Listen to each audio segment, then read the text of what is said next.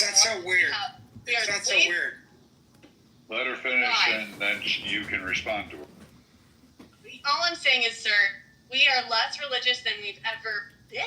So I don't understand. Like, why didn't we have an epidemic of school shootings back when we were extremely religious and kids were actually going to mass? People don't go to mass every week. They hardly ever go to mass. So I don't, like, where's the correlation?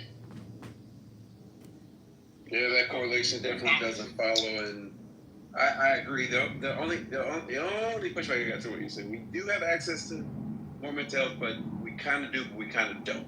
There's like the majority of the counties. I think the stat I heard, majority of rural counties don't have like a psychiatric nurse, let alone a psychiatrist. So we do, we kind of don't. And I think that one thing is, and this is a multifaceted thing. I'm not a 2A guy, right? I have a whole separate philosophy with respect to guns, and I'm not anti-gun, but you can be pro-gun and anti-2A. I won't bother to say that at this point, but it's multifaceted. Social media definitely is playing a part in our mental health crisis.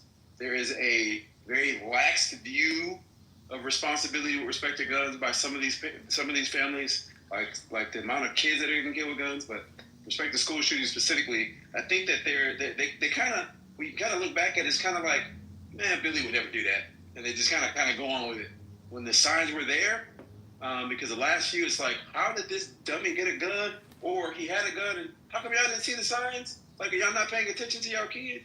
Like the signs are there, and people kind of like didn't pay attention, But what if that is the answer, though, Finley? What if it is that dumb? Like, if you look at the strong correlation, when did we start having school shootings? Like Holly even said it. You started seeing attacks begin, like, well, that's not necessarily the first one, but you started seeing, like, attacks that gain some ground, posting that, like, I guess you could put late 70s, 80s, and then there was a brief pause, and then you had Columbine. So if you're starting to say, hey, what was the precipitous? Quite literally is the fact that we took mom out of the home, or we took a parent out of the home. What if it's that fucking simple? Because that timelines, if you look, they tend to correlate right there with, and I'm not saying that women need to be barefoot and pregnant in the kitchen. I'm not Sig or some of the other guys on the app. If I may, bro. But hold on, dude. Chill. But what if it is something that simple? Like, we just removed a parent, a guiding force, somebody to connect and teach their kids, and now we're putting it in the hands of 23-year-olds who last week were coking and token and basically getting plowed and gangbanged in fucking college. What if it is that simple?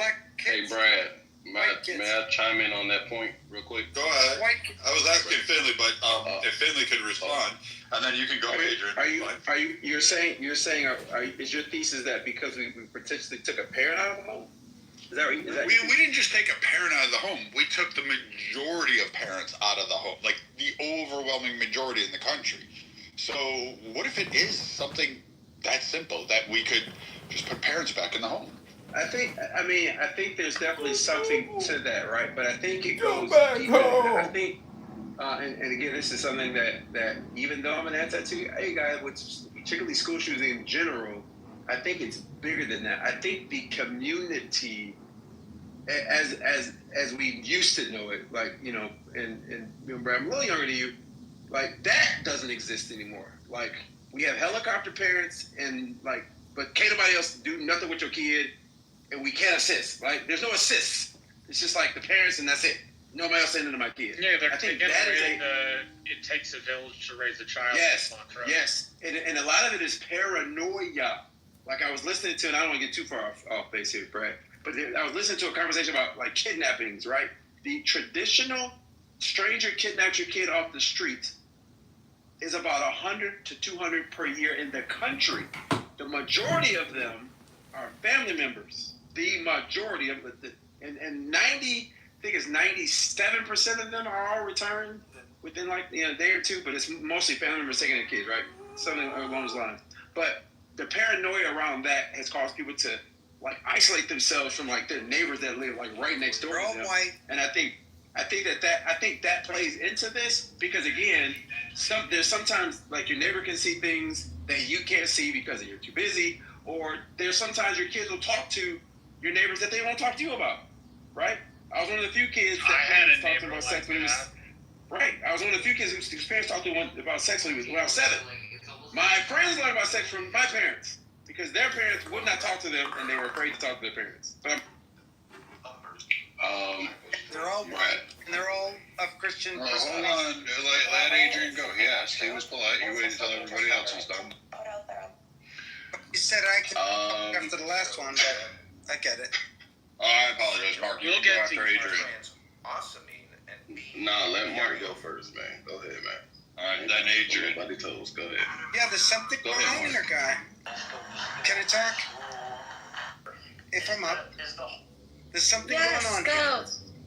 All right, there's something it's hard to explain, but there's something going on here with technology, with information at the click of a button, and Christian people children who have information at the click of a button.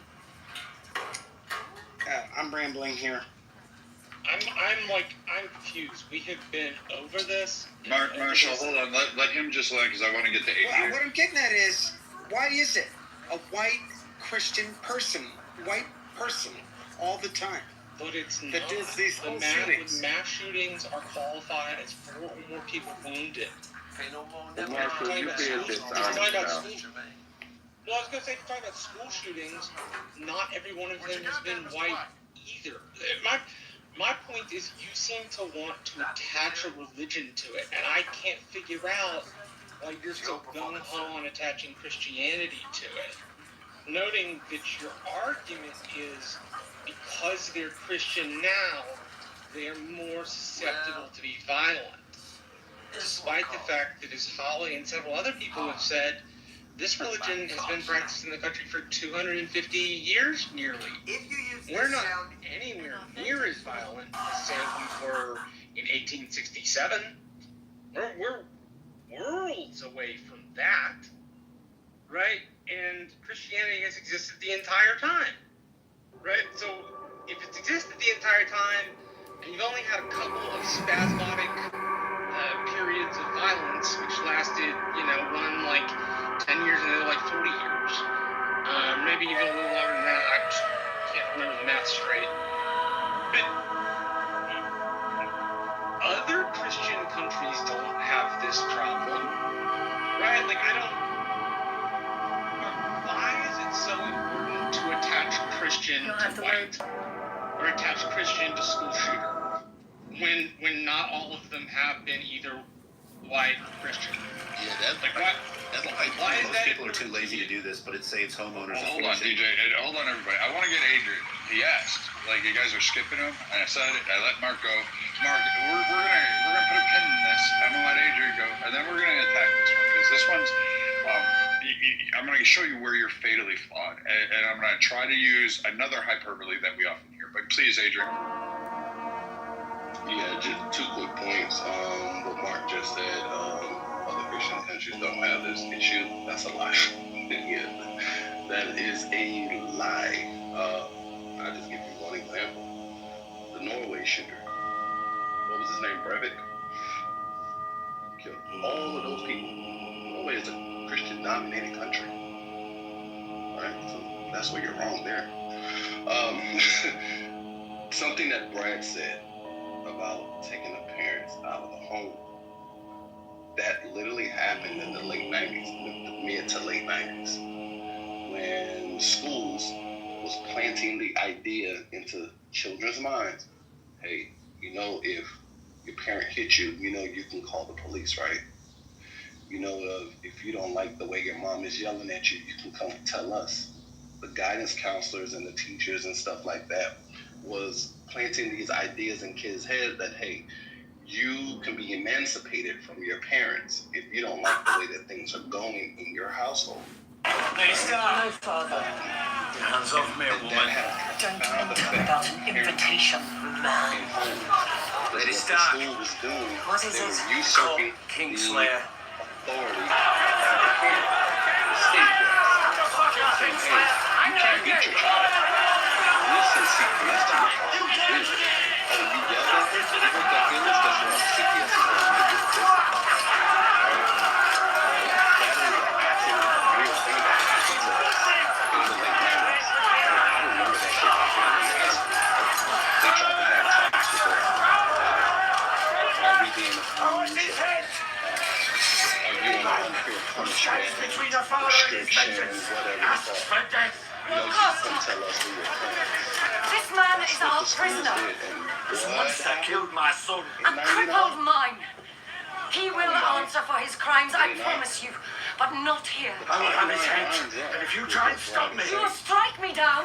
Right? Have you forgotten me, sir? You cannot deny I am the that widow shit. of your liege Shortly lord, after Edward Columbine Stark. I am the happened. mother of your king. where is our king You now? know very well. Right? He has That's gone to the still court shooting to accept the and surrender. just started a Gone to whole the wave crack, of these but incidents not to that negotiate. happened. And He all of a brought that sudden, foreign as soon bitch as with we him. How dare you? get on the Threatening other my end of lady it, is an act of treason. How can it be treason to we kill do Lannister? autopsy. I understand your grief, my lord, better than most. I understand it.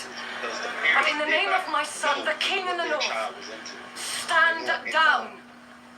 They didn't know what was going When on. your son Underneath their returns, roofs. I will demand The this very murderer's roof, head. they didn't know what was Wise going men on do because not a make lot of demands them of kings. hands Fathers up who love their their children. sons do.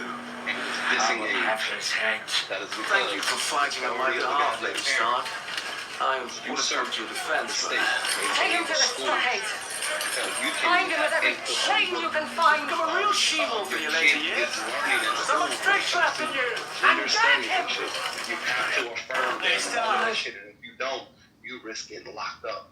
Because you don't get to So this what place Brad's now saying is before the power is absolutely taught. true. Adrian, do you? Yeah. So, Adrian, do you consider 4 mass shootings in 14 years a lot?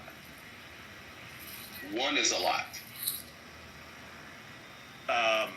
Okay. So, your Norway example seemed like a stretch to me. Like, just because something happens one time In a doesn't controversial mean that new like bill there's a just pattern. passed, And all when 50 referencing states about what approved the other 930 Christian nations and this issue, he named Norway, which has had 4 mass shootings in 14 years. So it's not a good example, right? Like, I hear you saying one's a lot. I understand. But by comparison to the U.S., that's not a good standard. I don't know why you said Norway. It seems utterly ridiculous. Just because I can tell you does not mean there's a pattern. I have to give you clarity for that. I have to give you clarity because you hopped off the mic and didn't understand my context.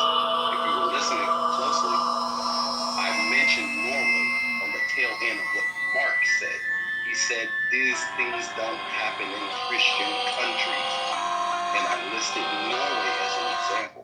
No, he blamed Christian countries. He's on the phone. I was talking to the CEO. Yeah, I'm saying Mark blamed Christian countries. He said that's the problem. Totally. Well, I mean, if we can, Real quick. yeah, go ahead. And it's a fact. It's a fact. I just wanted to point out that Hold on a second. this idea- Adrian wasn't Okay, done. sorry. I'm done, man. No, go ahead. Hey, I didn't mean to. People are anxious. Go ahead. No. I did not mean to interrupt you, Adrian. If you're not there, you.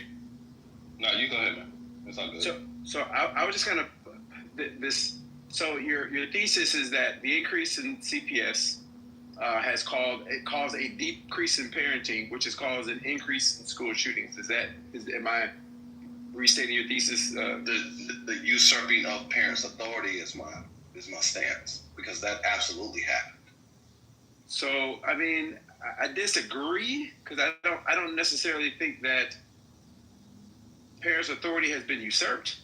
I think that So we're overcoming I do a lot, think that parents and I think are, Kennedy is ultimately my doing it opinion, the right way, I'm not a recognizing parent. if we're going yet, but I think that parents have gotten lazy. to sustain this long after Kennedy and Trump are gone, What's the word? we better establish that scientific credibility, if you will. uninvolved, And that is but yet they think that they're too involved. You know what I'm saying? They're kind of uninvolved. I don't know what's going on, but I'm going to be micromanage those that are here to assist. Again, this idea there's no community, but you're not going to tell me to do it with my kid, but I'm not doing anything with my kid. That is my thesis. Mr. Finley, hold on. Let me respond to. Wait, Adrian, you respond to Finley? Because I want to respond to more just for the real question. quick, 15 seconds. I've spoken with teachers, but it's been a lot of teachers on this app that speak out, especially when it comes to mass shootings and things like that happen. And you know what the number one thing that all of those teachers have in common that they say that they love? They say they love helicopter parents. They say that helicopter parents are the best parents in the schools because they are the most engaged. They're the most involved. They're the ones that come to the parent-teacher conferences, the school board meetings, the PTA meetings, all of that stuff. And they don't play about their children. They want to know exactly what their children are learning and see how they're being productive in class and make sure that they're on top of their things, right? In school and at home. So a lot of teachers love helicopter parents. So to have these parents disengaged from their children is a problem, and it leads to more things. So there's nothing wrong with being a helicopter parent, with being involved in your child's school life and home life. I reserve my response. Go ahead, Tom. I was just going to mention really quickly to Mark, because first of all, I don't know if Mark is being like genuine or is he just trolling, because I'm pretty sure he's researched this when his claim to some degree, bro. I like to believe that you did, but you say it's fact. It's a fact. It is not a fact. The Virginia Tech shooter was Asian, my nigga. Okay, the Parkland was like half Hispanic. We already talked about the Evade was Hispanic, and like Red Lake was Native American. Appalachian Law was black. Detroit was black. Knoxville was black. Like, I don't understand like why, like where you're getting all of them were white and Christian, bro. That's why I feel like you're being disingenuous for the sake of being disingenuous. But majority of them are white. That wasn't what he said. That wasn't what he said, though. He said that all of them were Christian. Yeah, when y'all throw the ain't Christian on it. That's like it almost sounds like you have to be some religion when you're born in this world. So if you're born in a Christian country, that automatically makes you Christian. I don't believe that at all, bro. You can't, if you're not practicing Christianity, you don't go to church, you don't pray in the name of Jesus, you don't do none of these things, but automatically you're Christian? Like, how is that even logical? It works that way for Judaism. Even if an Arab is born in an Arab country, that don't automatically make him a Muslim if he's not practicing Islam. And people who practice Christianity are not going to shoot up shit. I said something simple, but it is hard to prove, no doubt, that most of these school shootings are of white young kids who are raised as Christians. That's a fact. Okay, so it's a fact. Okay, wait. Could you cite your citation for that, please? You keep saying it's a fact. What citation do you have to prove It's hard. First of all, you have to go to their parents, right? Because they're the ones. But my nigga, how do you know? That's what I want to know. How do you know? See, you keep saying this. It's a fact. I want to see your citation. So if we were to do proportionalities based on population, I'm sure it would be like, yes, there are more white freaking confused men out there that think somehow being a school shooter or mass shooter. No, but the reason why I'm saying, hold on, relax, chill, man. I ain't going anywhere. I ain't mad. I ain't calling any names. I'm not doing any of that. We're just having a conversation. Relax, drink some whiskey, whatever it is, smoke a doobie. Is that still the lingo today? I don't fucking know. It's too early right now. Just get to your point. Yes, ma'am. So the whole thing, if we based it off of demographics, I'm sure it would correlate on a per capita region. But again, you couldn't even do that because it depends on where you're going to cherry pick from. Like Thomas just said, you have multiracial people doing this. You have all sorts of people. So the issue isn't the religion. I get the whole Marilyn Manson effect, but it's not that. Otherwise, guess what we would It's see? always white. Hold on, dude. It's always chill, white. Chill. No You one know knows that. Mark, have some discipline, please. Please be quiet. Let him finish.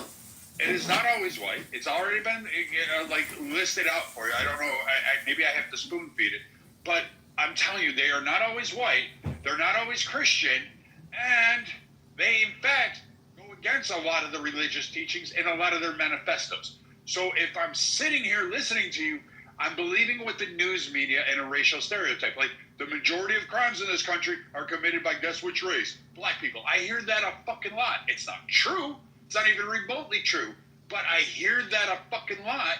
And it's that media narrative. It's that propaganda narrative. So this is part of the problem, Mark, is that you're actually not looking at what's going on in a case by case to actually look at solving the problem. I just said it may be as simple as adding a parent in the home. I don't think it's Christianity. Christianity doesn't do it. I don't think Islamic, Judaism, Buddhists, or whatever fucking anybody else believes in is that triggering factor. I just don't see it. I don't. You're just give me. It's a white Christian male that was featured on CNN. That's all you have. Can I say this, Go ahead, Brad? Mrs. Clark. I went ahead and I posted in the chat the more up-to-date information about mass shootings here in America, who's perpetrating them, so on and so forth, what type of gun they're usually using to do it, all the, like, just a lot. Now, it does not give the religious breakdown, right? That's where you got me. I would say I would be remiss if I did not acknowledge that, realistically speaking, a lot of the mass shooters we've had have been white male. But that does not mean that we haven't had other. I think we all can acknowledge that. Of Christian persuasion. I'm not saying of Christian persuasion because I don't have the information or the factual information to back it up. So I'm not going to say that. Now, as I said, I posted the link in the chat. You can read it. You can get more educated about it or see what the graphs and things are saying, right?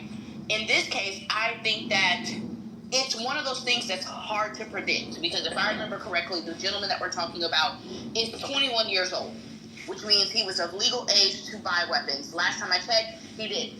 Brad, correct me if I'm wrong. Did he have anything on file, or was he seeing anybody that would have been able to label him a danger that would have put him on a flag list for whenever he went to purchase that gun, it would have been flagged, well, right? technically, they were struggling with their identity since 2020. So was there anything on record to show or to be put on that background check when you run that would have labeled them as inaccessible to a gun?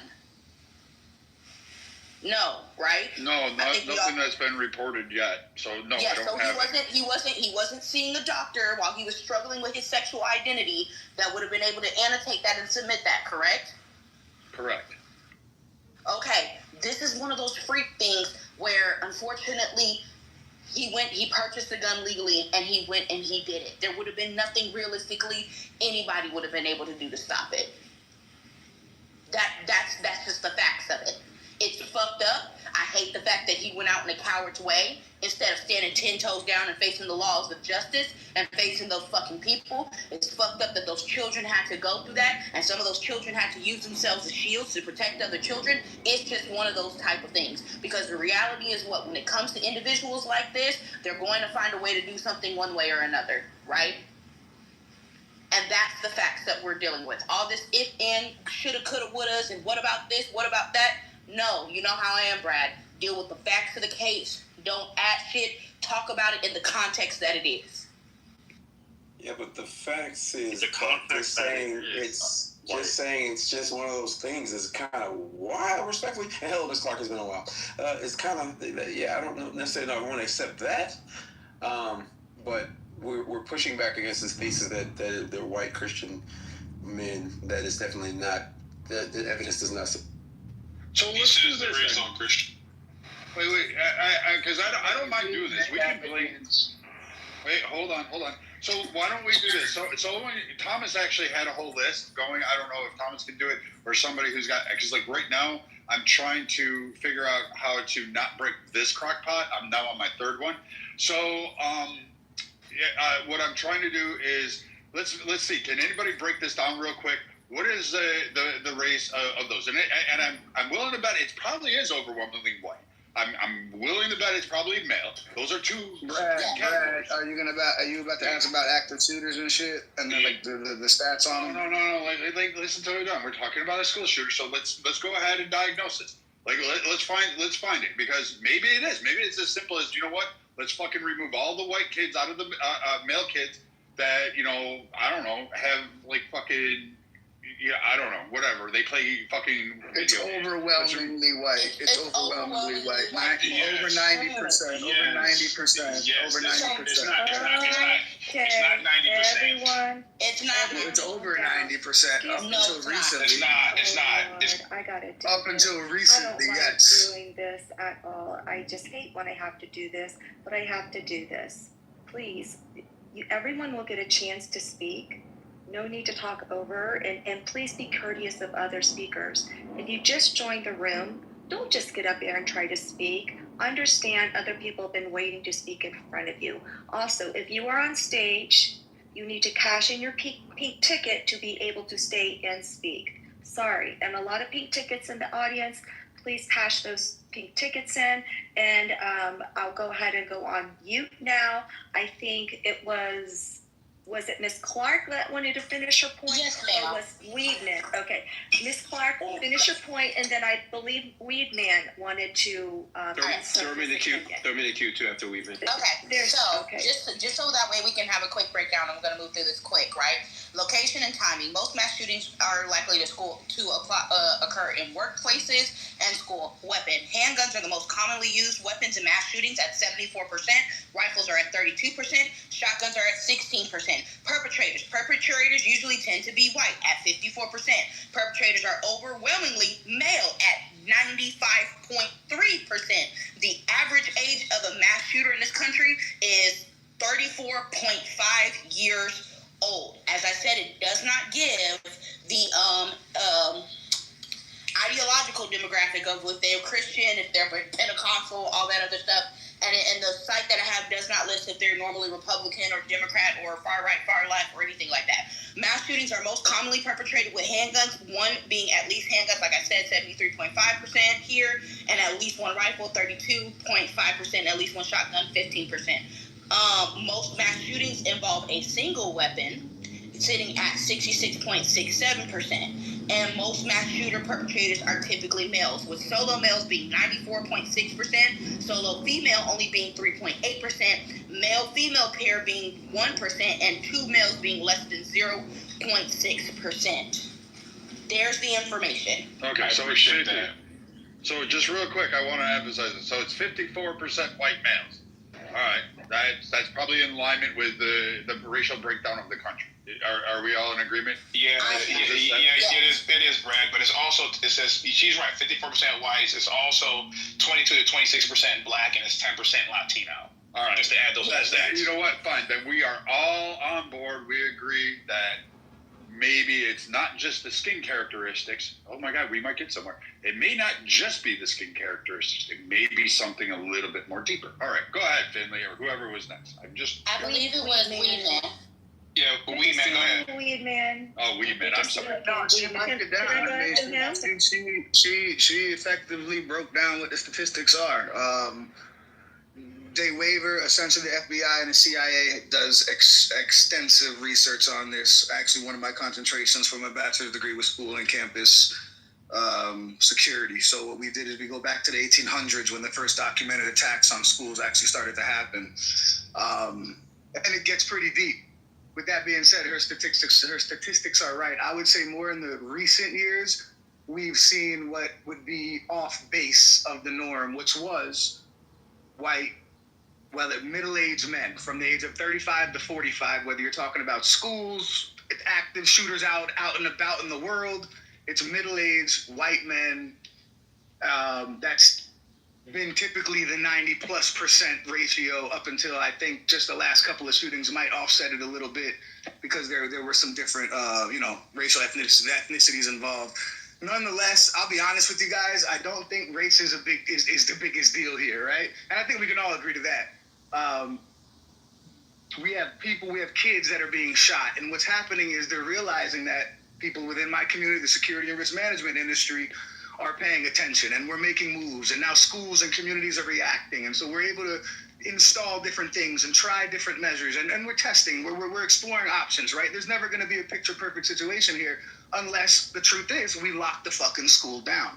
And then even if we do, we have what took place just the other day. I don't know if this is the Minnesota shooting, but is this the one where he shot through the windows? This is because there was like two of them in just the last couple of days. Is this the one where he shot through the windows? Yes, this is the one where he shot through the windows. So we get to this point now, which was my biggest worry through all my studies over the last 20 years in college and in this profession, is that we can create great access control, remove bottleneck situations from that access control. We could do a lot, right? What we can never stop is somebody from the outside just shooting fucking in. If somebody's determined to shoot, kill, and harm, they're going to do it. They're going to find a way, whether it's a bomb, a knife, a sword. You look at China, you look at England, you see all types of violent acts in mass, right? And they're not used with firearms. I think just a couple of years ago, some fucker walked into a goddamn mall with a goddamn sword and like chopped like fucking 33 people up. Now, did most of the people survive? Yes. And I think so there's a difference there. Nonetheless, race, while it's a topic in the discussion, those of us in this industry are cued in on what's taking place, on the actors, the people that are investigating these things. They're aware of these breakdowns and these statistics based on the information we receive. And I could just say I don't think that should be the main sticking point in conversation. I think it's divisive. I think it doesn't allow us to get to a solution. And I'm going to pass the mic real quick. Sorry for being so long. Can I speak, please? Can you guys hear me? Yeah, I'll let you go ahead. Miss Fifi. Yeah, I'll go after Miss Fifi. I'll go after Miss Fifi. Miss Fifi can go. I'll go after her. Thank you. Great. I just wanted to know if we brought up mental illness, isolation, bullying. I think when you have that combination, it just adds to the piece of the puzzle, that isolation, especially from their parents. That the parents don't know what's going on. So I think mental illness needs to be really up there too. I mean, gun prevention, of course, but these kids, some kids out there, I don't know what's going on with them, but yeah. So the National Alliance of Mental Health says that, just real quick. No, it's Mr. Finley's term. Thank you. So the Violence Project talks about this, and I think one of the reasons that we think that most mass shootings are white males because we're thinking about school shootings, and they tend to make the national headlines, whereas your day-to-day quote-unquote urban violence amongst people of color tends to be not always multiple victims, and it tends to be it's the narrative. Like, so if it's a gang-related violence and 2 people got shot, it's not gonna make national news. It may make no local news, but it's not gonna make national news. But when Tyrone does that with Pookie in it, right, with 2-3 people. But if Chad decides to go in and shoot up, the school, and kills 15 people randomly. Because of whatever reason that he has, because his brain ain't wired correctly, that makes national news, and of course that's what's highlighted, so that's what the perception is, and it's not the reality. But I want to point to something that another part to my thesis about, one, we don't have the community we used to. Number two, the way that we are, especially in the school system, the way that we are raising boys. You may not believe this. I know that there's patriarchy people out there that believe there's oppressive patriarchy. Boys are failing. They are failing. They are slowly checking out of society. And it starts young because the way we educate boys, there's a whole problem systemically. And these aren't my words. There are multiple organizations that have talked about this. That there is a problem there. And when solutions are offered, the pushback is, no, we can't do that for boys specifically because we're going to go back to the old system, patriarchy, evil, blah, blah, blah, blah, blah. But the reality is there is a male deficit happening right now with respect to economically, educationally. I mean, if you've been to high school graduation or college graduation, look at the top performers. They're mostly all girls. There's a guy sprinkling there every now and then, but mostly all girls. There's a problem there. And I think it's worth having. I think, someone want to jump off? I saw someone jump off their mic. No, I just needed to ask somebody who knows how to cook. Do I heat the crock pot bowl up first before I put it in the stupid fucking thing? Dear Mrs. Bradley, no. No, you don't do that. That's funny as fuck. So you just put it in as is, right? Correct. Yep. All right. Go on. Is the fire department on your speed dial, Brad, before you do that? Just make sure you get Bro, you better preheat that fucking crock pot, bro. He's broken more kitchen appliances. Ended up with a fucking screw worm. An entire country, I swear to God, he's blown up more kitchen appliances than anyone. What is he making? I'm surprised he's still around, bro. Okay, what is Listen, you're very, very resilient. Excuse me, I'm sorry, Mrs. What is he making? a pile of mess. That's what he's making. You know, Bradley. it's going to be actually food. Grits, bro. Bradley, what are you making, honey? I'm gonna try to make a shepherd's pie. And Bro, just stick with grits, bro. He's making shepherd's fucking pie. He's making That's what shepherd's it says on the fucking TikTok pie. thing, whatever, the video thing. It says an 8-step recipe is easy. I just needed a crock pot. So I got a quarter lamb. Baby, no. I shaved The that lamb thing. is cooked in the crock pot. We're not putting the potatoes. We have to boil the potatoes, mash them, and then bake them. This is fucking way too complex. I'm just doing it by this recipe. We'll see if it goes and happens again. Yeah, I got you, bro. I got you. God bless you, bro. The first thing you want to do, Brett. The first thing you want to do, Brad, is you want to score the crust with the mat. You can't say the word score. He doesn't know what score means, Blake. He thinks he's thinking about football or rugby. Okay, let's get back to the conversation, please. All right, so back to freestyle. Just don't talk over. Just don't talk over each other. Did someone new want to get in? Yeah, I wanted to. Well, I was gonna respond. I'll get in there. Get into. Because I've never heard something about mass shootings being 4 or more, and I think that's like intellectually dishonest. Because, like, for example, if I'm in a street gang, and I know my ops are standing in front of this gas station, and I go do a drive-by, and 5 people get shot, people are still not going to call that a mass. If you could say technically it is, but no one's going to call that a mass shooting. Now, if a random guy walks into a Walmart and just starts shooting up the place because he's crazy in the head, that's a mass shooting. So I think just because something legally says 4 or more, we all know what really a mass shooting is compared to, like, gang activity. Well, we have to define drive-by shootings, DJ. Again, this is a lot of us have a 1990s view of, like, violence. That isn't as common as it used to be. And believe it or not, I get the legal definition, but the 3 or less is not as rampant as you think it is. And gang violence is tracked a little bit differently, and there's a ton of data on gang violence. But I know that we're trying to make the comparison between the drive-bys and the school shootings. And again, I address that there is a narrative problem here, to be fair. Which is why we think it's all white males. But that drive-by narrative just isn't a thing anymore. Not saying it doesn't happen, but it's not like it used to be in the 90s. It's like rare, very rare.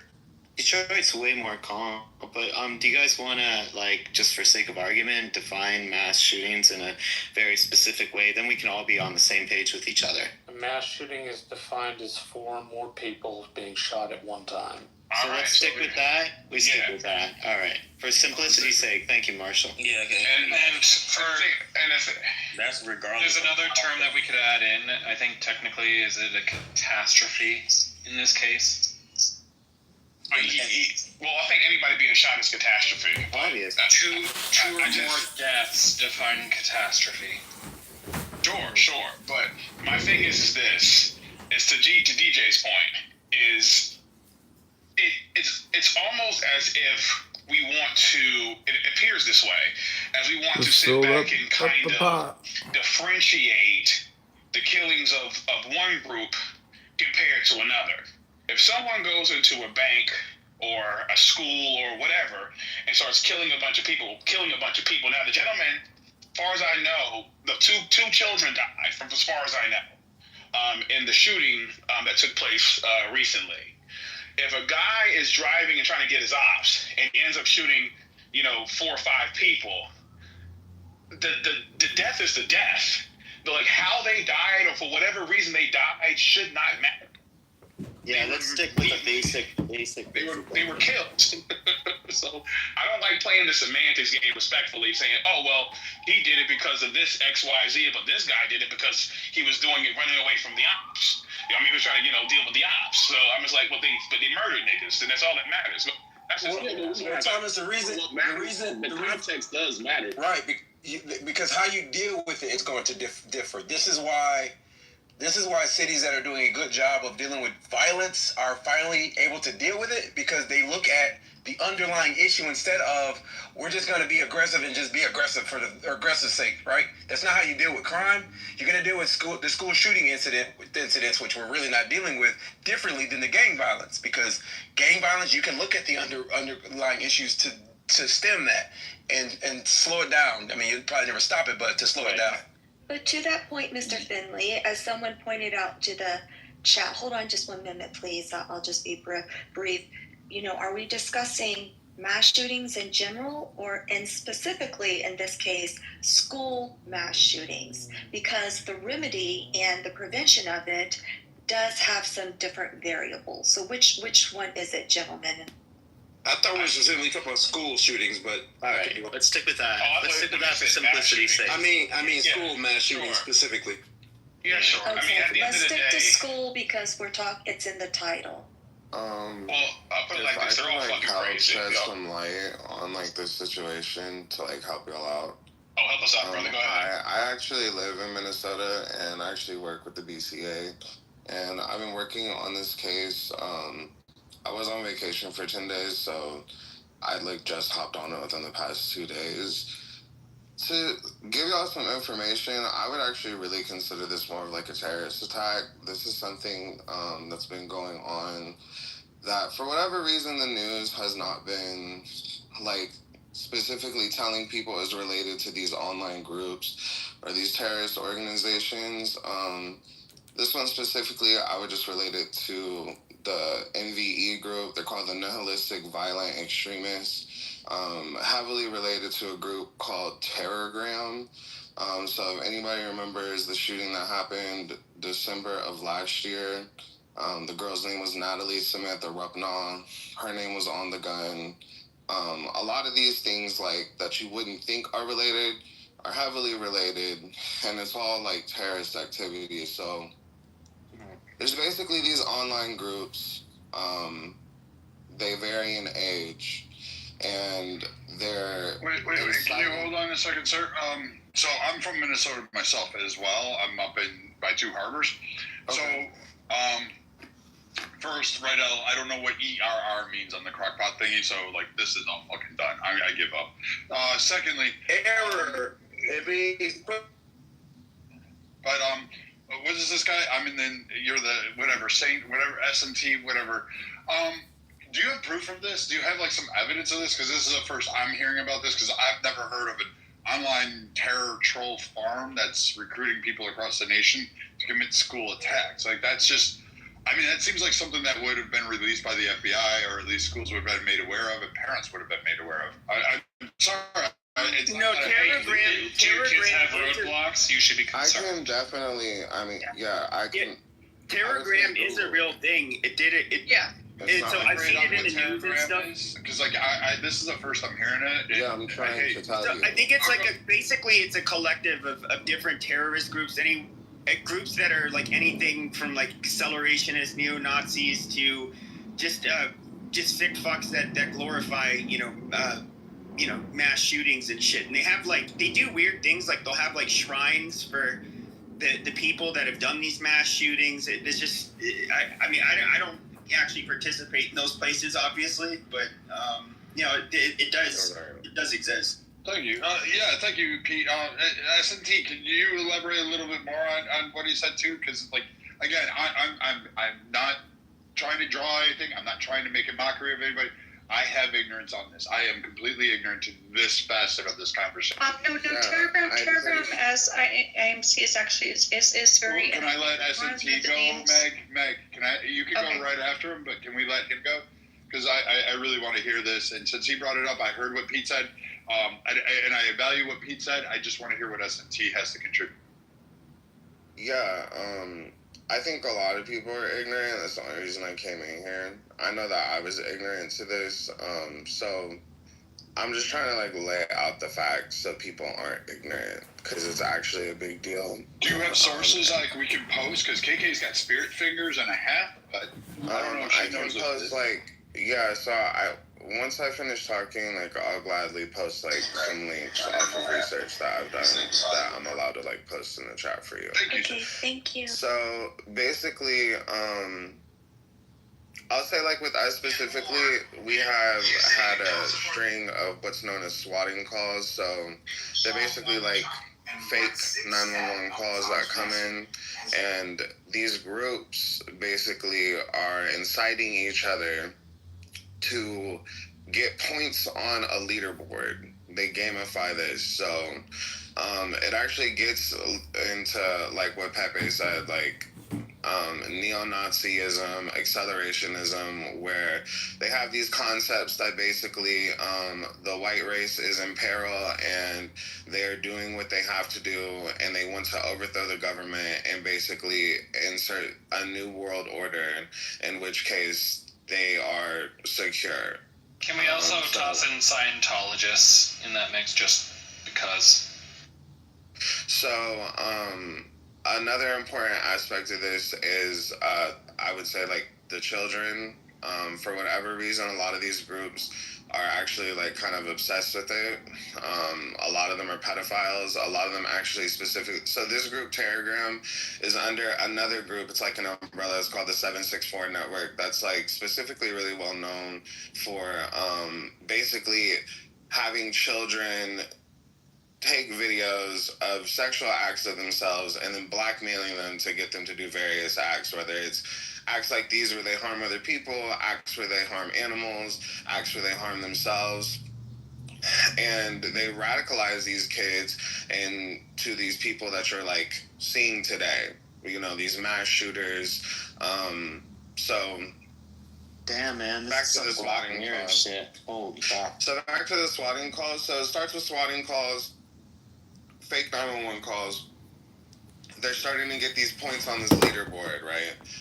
You get more points the crazier things you do.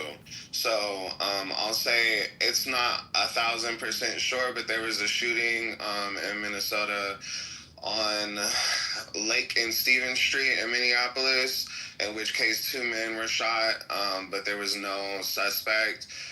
It's possible that that woman was related. Then that was on the 23rd. On the 26th, the day before yesterday, there was a shooting at 3300. I can't think of the street name, but there was a shooting at 3300 something right outside of another Catholic school, in which case 7 people were shot and I believe 1 was killed. It's heavily possible that that one is related, so I'm kind of pointing out, like, how things are progressing because they're getting more points on the leaderboard in these groups, right? Should we add in kids doing like car theft as one of the examples? Basically getting kids to be recruited into doing part of these acts. Yeah, car theft and, like, just severe beatings or, like, animal cruelty. I mean, those are other examples. So anyways, on the 27th now, we get to the shooting, in which case 20 people are injured, 2 are killed, or 17, I apologize. And this person could have killed more people. Obviously, like, they only used 2 magazines out of, like, the 5 to 7 that they had. They also had 3 pistol magazines, and they had a shotgun, from my understanding, that was not used. And then they got away. Actually, to be specific, yesterday, they did get away. But instead of driving off, they stayed there, walked around in a park, and then killed themselves. When they do these bigger acts, this is where you get into, like, the Satanist ideology of it. They consider themselves, they call them a saint. They anoint them, quote unquote, as a saint. And that's why Samantha Ruppnow is, like, a great example of that, where she references somebody in, like, Turkey who killed a few people at a gay bar as a saint, because in these groups, whenever they want, like, notoriety, some strange reason, doesn't quite make sense within the holistic point of view, but they want notoriety, they get clout, quote unquote, and they become these saints.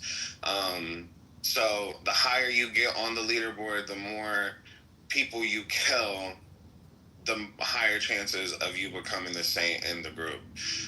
So I'll kind of leave it at that. I just think it's important to like note, because for whatever reason, like I said, they don't share, like a lot of these cases are heavily connected, and it's not really hard to like, I guess, find that from just like reading. But it's important to know that these are like terrorists, like real terrorists. This is fascinating. Can I ask you a quick question? Yeah. Yeah, bro, this is absolutely fascinating because I've never heard of it. Yeah, no, this is crazy, and if this is happening, I just could imagine foreign governments leveraging, this is a new kind of troll farm, if you really think about it. We have a similar thing, this whole vigilante thing going on here in Calgary, where the gangs are getting little kids to kind of pose as to try to find out sexual predators. This is in Calgary, Alberta, and we have a lot of very conservative people, conservative Christians and conservative Muslims here, and they're really, I don't know anybody that likes sexual predators, but there's been a couple cases, I think 3 this year, where kids under the age of 14 were luring sexual predators. And just last week, one kid got picked up in a van with no windows, and their friends followed him around, and they brought the cops in, and they arrested the guy. So this kind of vigilante, for whatever cause, whatever reason, going out of your way, doing crazy shit. Whether it's can I add to that? Yeah, here? crazy. So I own residency in Alberta, so they're actually attached to the ICE unit, the Internet Child Exploitation Division. The only reason why I know that is my husband does K-9 training for the RCMP, so I know exactly what you're talking about. 2 of the cases were actually attached with law enforcement, with parents' complete involvement. So it's not complete vigilante. However, I know what you're saying, but I just want to make sure, the case you're talking about, I know exactly what you're talking about. The ICE unit was a part of that. It wasn't just kids for the hell of it. So I have a question to those in the room, because, again, this is all fascinating to me. I did not know this was going on. Thank God my kids are grown. So why hasn't this been, brought up in the news? Why? We just had this Minnesota school. Jacob Fry. Hold on. Wait, hold on. I've got Jacob Fry on my fucking TV right now giving me the "we just need to ban" speech, and then we're going to rally this with Ilhan Omar going, America is a terrorist country and we need to stop this vile hate, and going down these rhetorics, but nobody mentioning this part. Parents knew about this because, they're working, they can only do so much in the time. But if they knew this shit was actually going on, they would be like me, hold on a moment, what the fuck is my kid doing? It's this shit is harder to control. I didn't ask you, hold on. I didn't ask you. I asked the people that are in the U.S. that know this stuff. You just found out. You're in Calgary, you don't know this. So, who knows this? Brad, as someone who's in Minneapolis, these are the same people that the police force left loaded guns inside their cars during the very first night of George Floyd protests. The cop car gets broke into, and so because they use the claim from the police, go get the loaded gun that someone broke the cop car because they just wanted to cause damage to the cop car, nothing more than getting a gun. They released tear gas indiscriminately to everyone. Same people. So, I'm not surprised. Brad, I was going to talk to Cass. Thank you, Mr. Finley. Brad, I just want to say thank you for asking that question, because I didn't know that either, and it makes a lot of sense, because now I'm thinking these are not lone wolf incidents as we thought before. Probably there is something to it that is a network that we can look at. But this is this is really fascinating news to me, and thank you. I'm the Saint for saying this, and also Brad for investigating. Yeah, thanks for this room, Brad. I mean, this is fascinating. The same shit's going to end up happening in Canada, too. So it's not completely off topic, definitely. I agree. It's something, excuse me, Mr. Finley, I'll go right straight back to you, sir.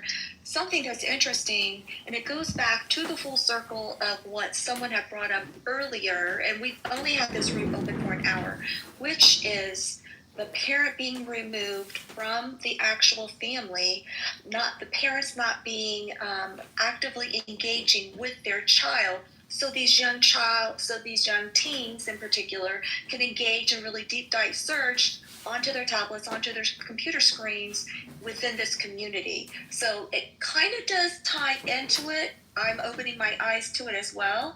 I'm the same. I would love to do a room on this topic just to open the ears and eyes of parents that may have young teens.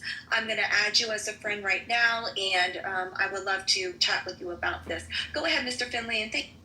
So with this group specifically, because I've heard of it before, but from my understanding, it's like very fringe and like only a couple of cases here in the States, because it's not just here in the States that this group has had influence on. There's like other instances in other countries, but it's like very fringe, and it's like the connections aren't there to say that there's a pattern that we have to do that requires a response. I think again, there's only been like 2 people that are loosely connected to this particular online group, as far as I understand. Could you go into more detail about what you understand about? So it's been mentioned. So I study criminal justice still, and I read a lot of stuff like by the Violence Project, the Innocence Project.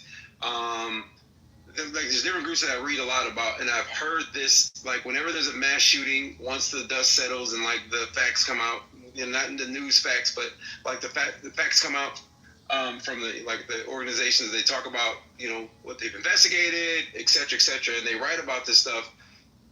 Like it's been mentioned, right? But it's not that there's a clear, it's not been mentioned enough that there's a clear link between all of the school shooters here. There's only been 2 in which this has been loosely mentioned. What two is that? The Madison is one I can think of off the top of my head. I forget the other one, but I know the Madison shooter, because that's when because I used to be in law enforcement in Wisconsin, so I still follow a lot of stuff there.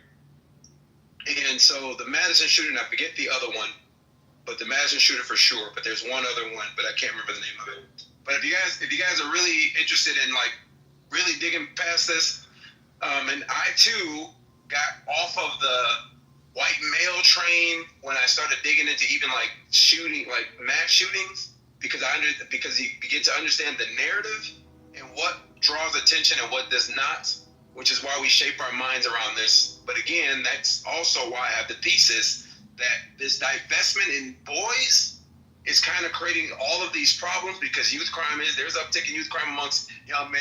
Obviously, school shootings are the problem. Dropout rates of young men is bad. Reading scores are bad. It's just bad all around.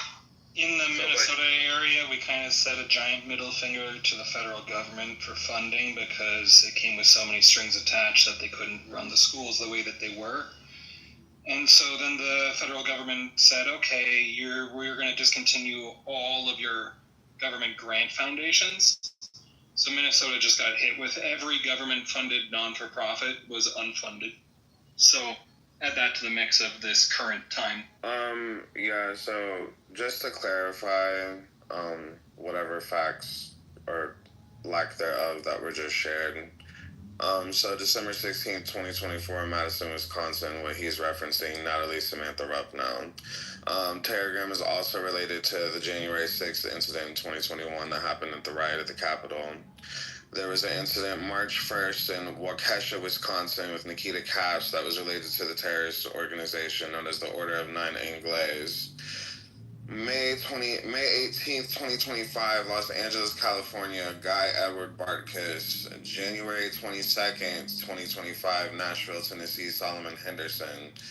July 28th, 2025, New York City, New York, Shane Tamura. And to be specific in global incidents, because this isn't just over here, there's May 20th, 2025 in Pirkkala, Finland, where I believe he was 15 or 16, went to school and videotaped himself stabbing his schoolmates. Then there was another incident, the one that Natalie Samantha Rupp now from Madison, Wisconsin referenced, August 12th, 2024, that happened in Eskişehir, Turkey, from Arda.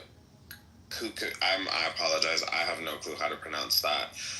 But just to be specific, these are some incidents that are actually related based on literally the manifestos of the people who did them and their social media accounts of like the past year. alone. So I'm just going to say this real quick. Hold on. So as I'm deep diving while I'm listening to you, S&T and Joe and a couple others, I mean, I even found that, I guess apparently this is real enough that Frontline did an expose on this along with National Geographic and other entities are starting to do exposés on this. Like BBC is now going to pick this up. ProPublica is picking this up.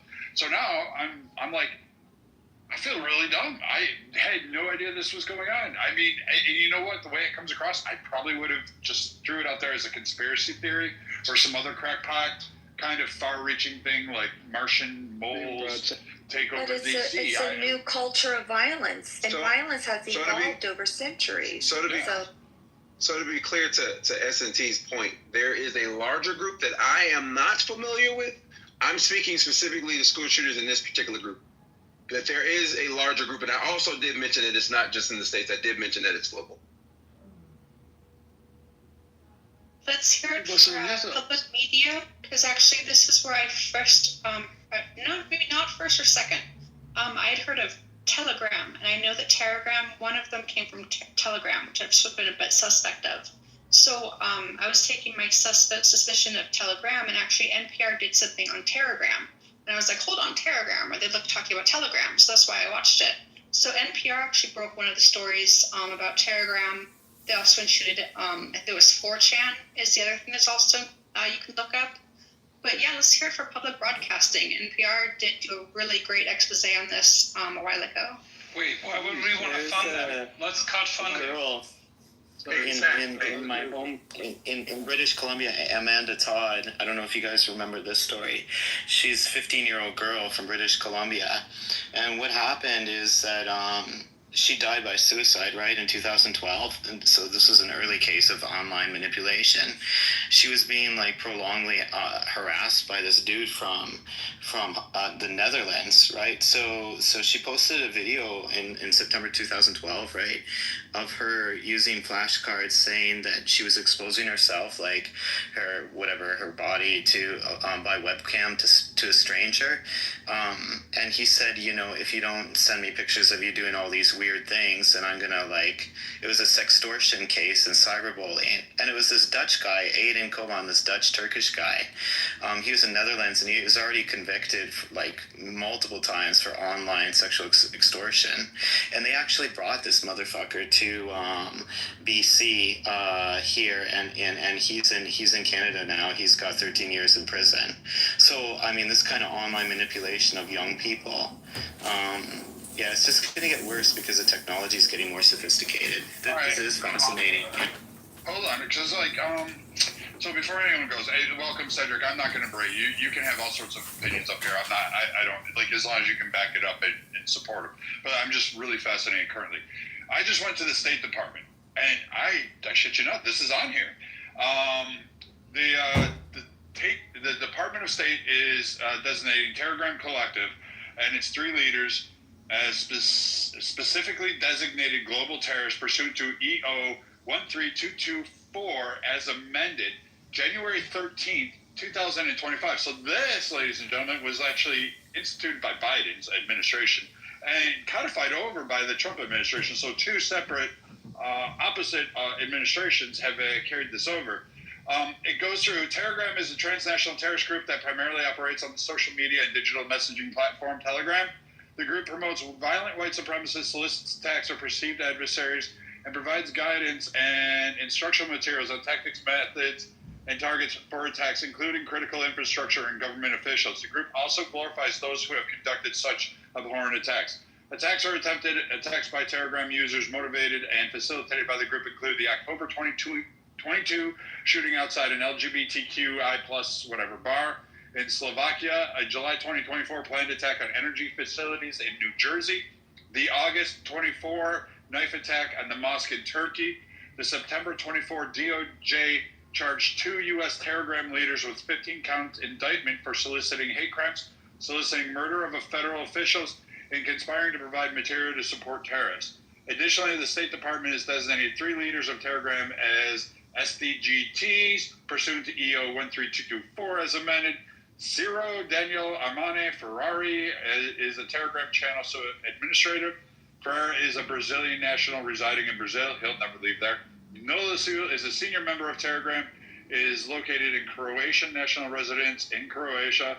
And Hendrik Wall Mueller is a Telegram channel administration. He's a South African national residing in South Africa. South Africa will give your ass up. I believe they will. So yeah, this is like some real shit. Why didn't we hear about this? Why are we waiting now? That's a really good point, Brad. Why haven't we heard about it? It's a fucking Hydra. It's got no head. You cut it off. It's This gonna pop up somewhere else. Yeah, it's decentralized for sure. I apologize. No, it's okay. It's okay. I think we. What's crazy is that like this is what we're supposed to be focusing on. I think both sides of the aisle can definitely get together on this and try to like figure what this fit is, because like I don't know why it has to like be one or the other, but this is crazy though. This is the first time I'm hearing this. I'm kind of shocked that this isn't like mainstream knowledge. So thanks to I'm the Saint for that. It's also kind of a little ironic because the cult also venerates the saints, and you have I'm the Saint on it too. Just local It's actually not mainstream though. That's actually what's so what we're talking about is that I first picked it up off of Telegram and NPR, and then I'm the Saint works in this, and then we're picking this up off of the channels. But the major broadcasting stations are not broadcasting this. I've only found it on NPR as far as in articles on stuff like that, or on Telegram. So when people say that why haven't the news been talking about this, one of two reasons why. One, if this became mainstream media coverage, then A, you're going to legitimize them, or B, you're going to drive them underground.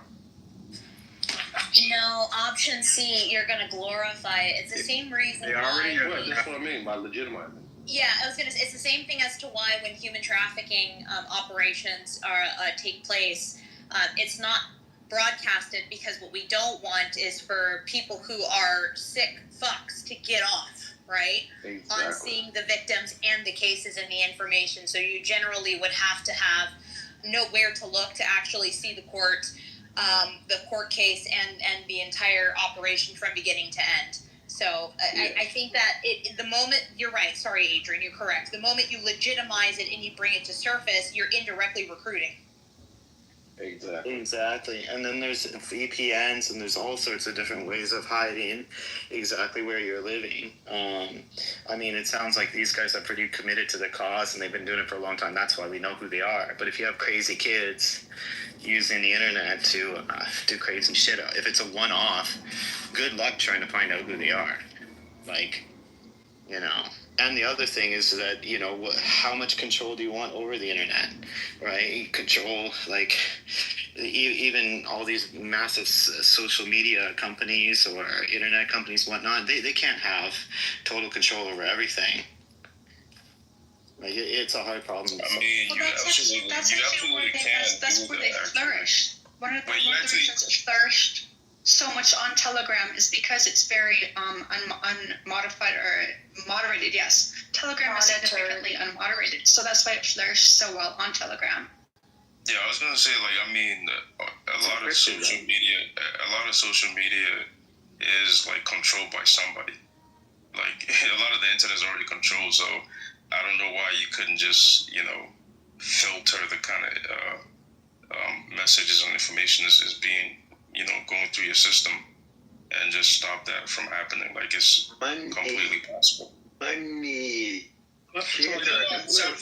just saying it is possible, because someone was saying that, like, you can't stop it, and that's the point I was making in the chat, that I think some people you know, always bring up this counterpoint of, like, not being censored, or, like, you know, someone not having too much control over the internet, which they already do.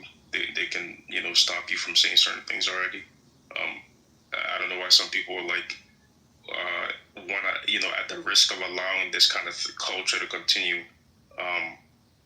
like they just want to protect some kind of like free speech thing, which is even isn't a free speech thing.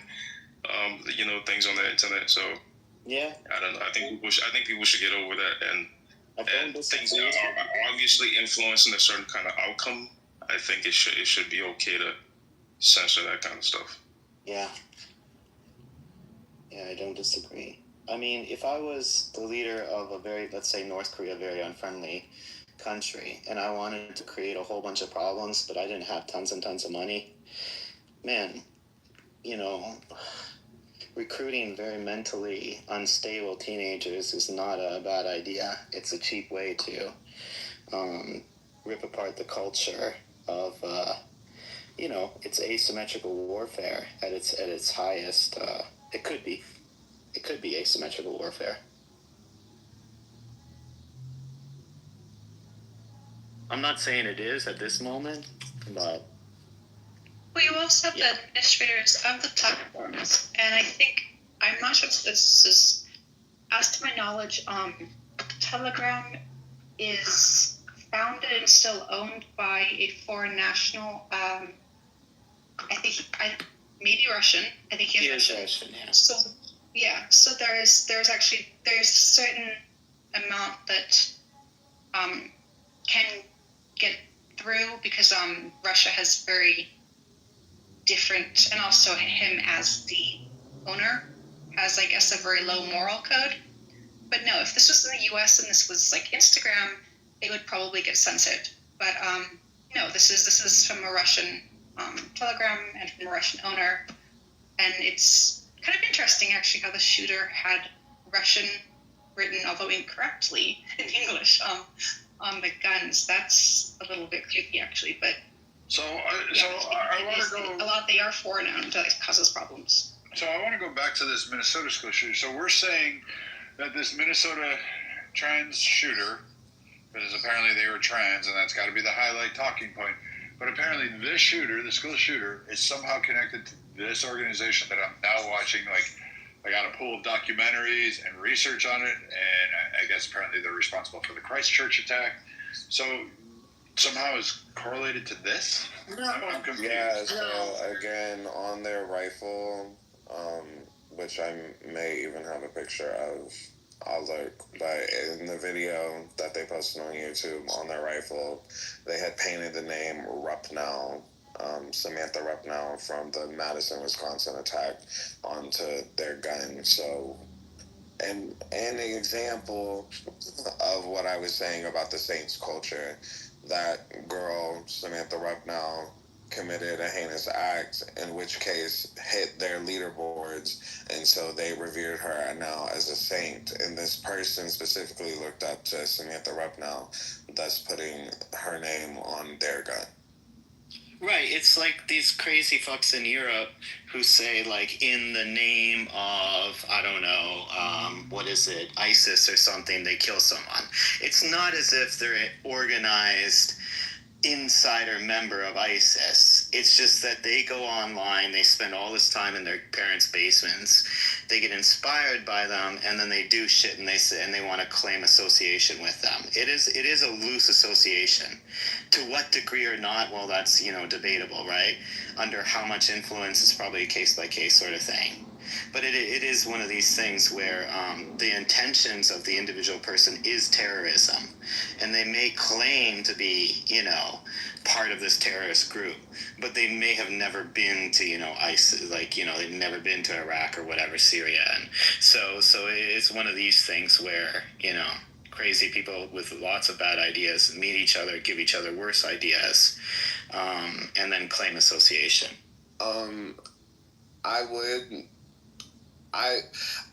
I just don't.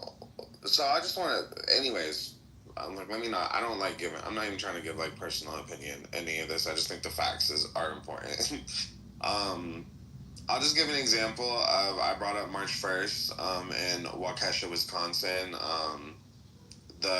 Basically there was a boy who killed both of his parents. Waukesha. Thank you. I'm like, I have no clue how to say it. Waukesha, Wisconsin. He killed both of his parents, and during the trial referenced the Order of Nine Angles. So this group, also known as the O9A, they're actually like heavily organized, and they have like roots back to like the 1970s. And this group specifically goes out of its way to have its recruits rise through its ranks by basically infiltrating political sectors, law enforcement sectors, basically to help them do the things that they are doing. And this is a global organization. One example is, I think it was 2020. Let me look through my. Yeah, in 2020, there was a person in the U.S. military, Shandon Simpson, who was found to be like one of the people that was in this 09A order. So to like basically give like a visual concept, there is a large umbrella known as like the COM network. Under that umbrella, one of the groups is like the 764 network, but there's other ones, like the Ottawaffen division, groups where they have arrested some of the higher ups, just like Telegram, they have arrested some of the higher ups, yet we still, over the past year, have had multiple occurrences where people are tied to this network and committing these heinous crimes.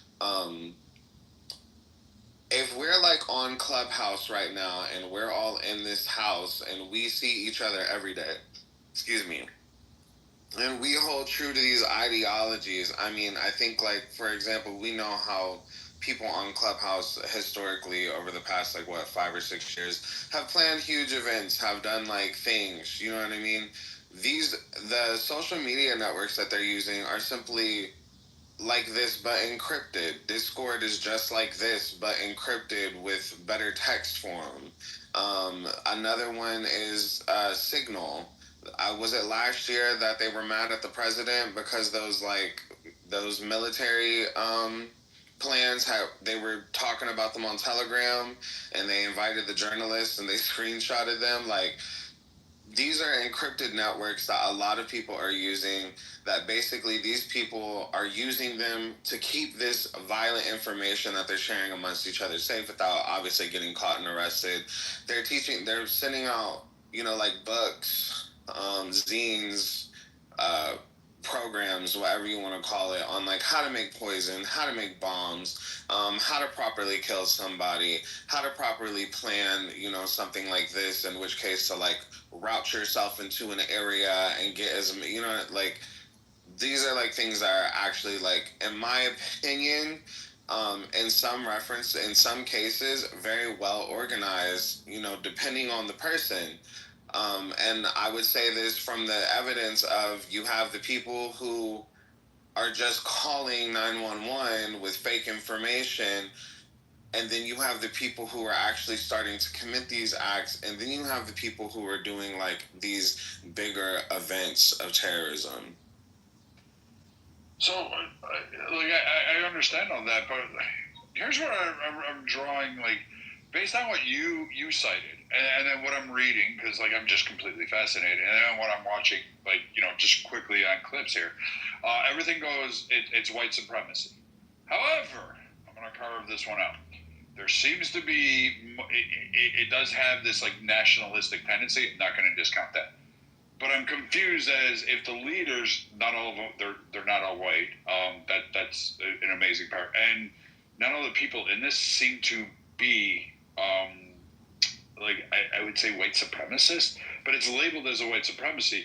And, I mean, I think the reason why it got missed and why people aren't aware of this actual being spread, because this is actually calling, like, I'm looking at, like, chats that they've managed to, excerpts from court cases.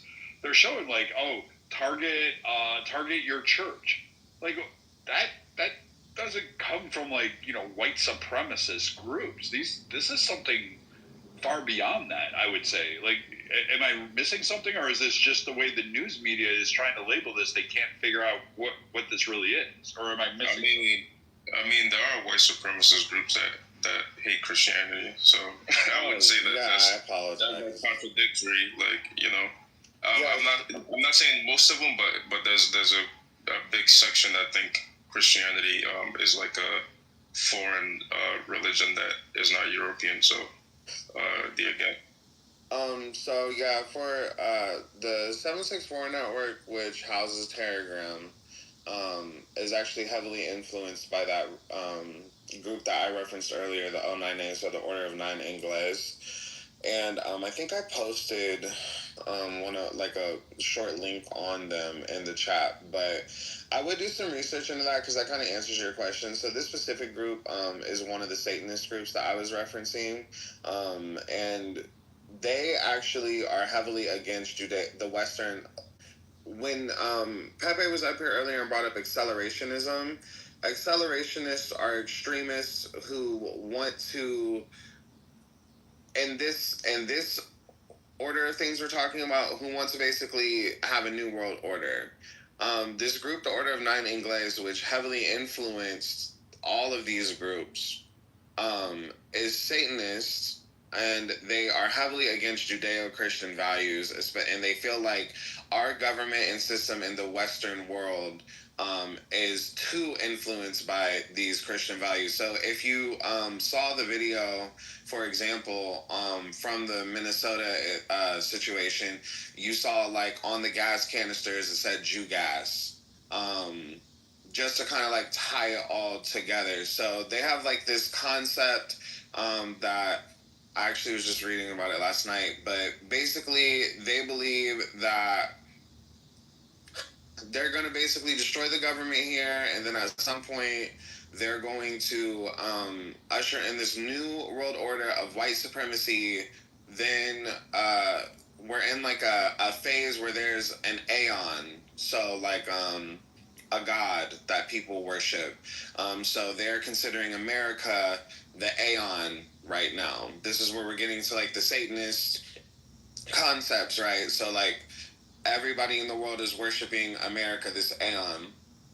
Once that falls, a new aeon is brought in, but they're considering it like some time in relation to like its Imperium. I didn't fully read on it. God forgive me. I did post one of the links. Something about colonizing outer space, and also like when the Imperium thing comes, it's supposed to like bring them joy and happiness. So as far as like the white supremacist aspect, I'll just say no. I don't think you have to be necessarily white to be a white supremacist. Because Solomon Henderson was most certainly black, but was definitely citing things from white supremacists and like using a lot of that language. I think that this is just like, these groups who have these ideas and these goals and are radicalizing children. If that makes sense, like that's pretty much essentially what's happening. That's who they're recruiting. You're a fascinating cat, Saint. So this is crazy shit. So Saint, I'm watching Curtis's video. Thank you, Curtis. Curtis put a video in the chat for you. Those of you that want to watch the shooter's video from Minnesota. It's eye-opening. Be cautious that you're not watching it in a place that, like at work or something like that, or around your kids, and don't stream it to your TVs and be dumb about it. It's disturbing. It's actually something that I would be terrified of, and if I'm scared of it, you should probably be a little bit afraid of it. I'm blown away. I did not know this. I think this is a hate group. It could be white supremacy. Fuck them. I don't really care what clan they want to call themselves by. I don't really give a shit if they have Casper conventions and Target bedsheet sales. I don't give a damn. I'm just fascinated that I never knew about this till today. And everything you said, saying I'm cross-referencing and checking, and it seems to be accurate what you're saying. So I can't say this is just some sort of conspiracy theory or some kind of rabbit hole. I would never condone this. This is not something in my wheelhouse. I'm actually kind of disgusted that this has not been brought up a little bit more and been more precisely correlated, especially when after the incidents you cited. I have an issue with this. I have another issue, like as I'm diving through, I can see why people would have been chosen to ignore this, because I'm watching this. The Young Turks, they're doing, the neo-Nazi lady with a trans man on, Benjamin Carollo, talking about how dangerous this woman was because she's the voice of Telegram, but then finding out she's later discharged of it and she wasn't connected to it, but they were like going on because she was blonde hair and they went down this race thing. I'm like, I don't know. I can see why people like just don't pay attention to the stuff that we should be talking about. This should be something that we know about. This should be something everybody knows about it, especially parents with your kids online. I'm massively confused why we don't. Yeah, I want to leave, so I just want to say quickly before I go.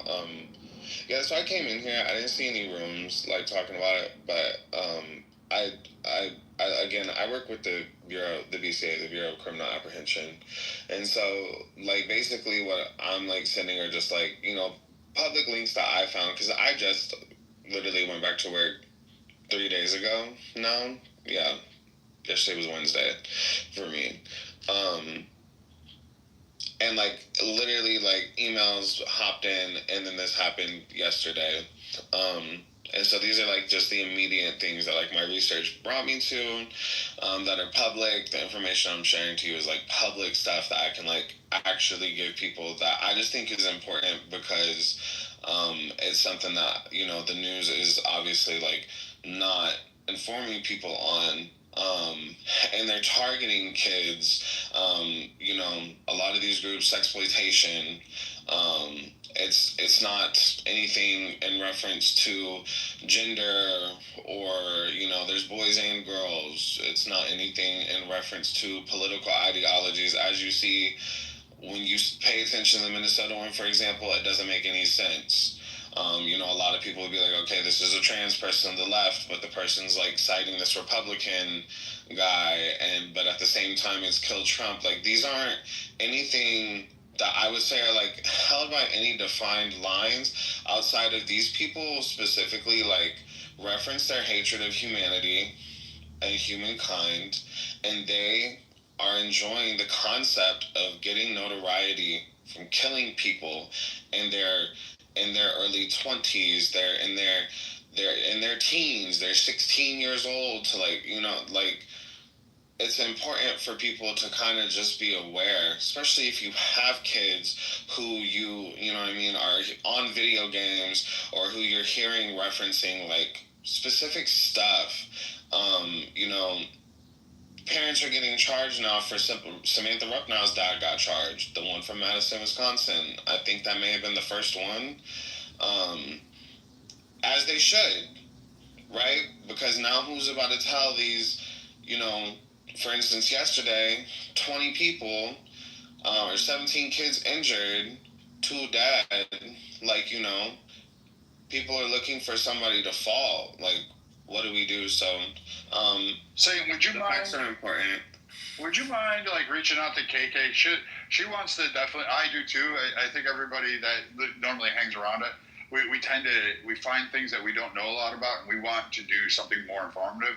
I would love it very much if you would come to another one of our rooms. We'll do this on domestic terror or whatever label we come up with, and we can sit down and really truly interview you when you have more time. We can do it on a weekend. But if you could reach out to KK and myself, I would love to sit down and just have this like really in depth, a little bit more information, and we can put up KK's got Spirit Fingers. She does this like whole power board where she's got all the links, and she does her whole thing.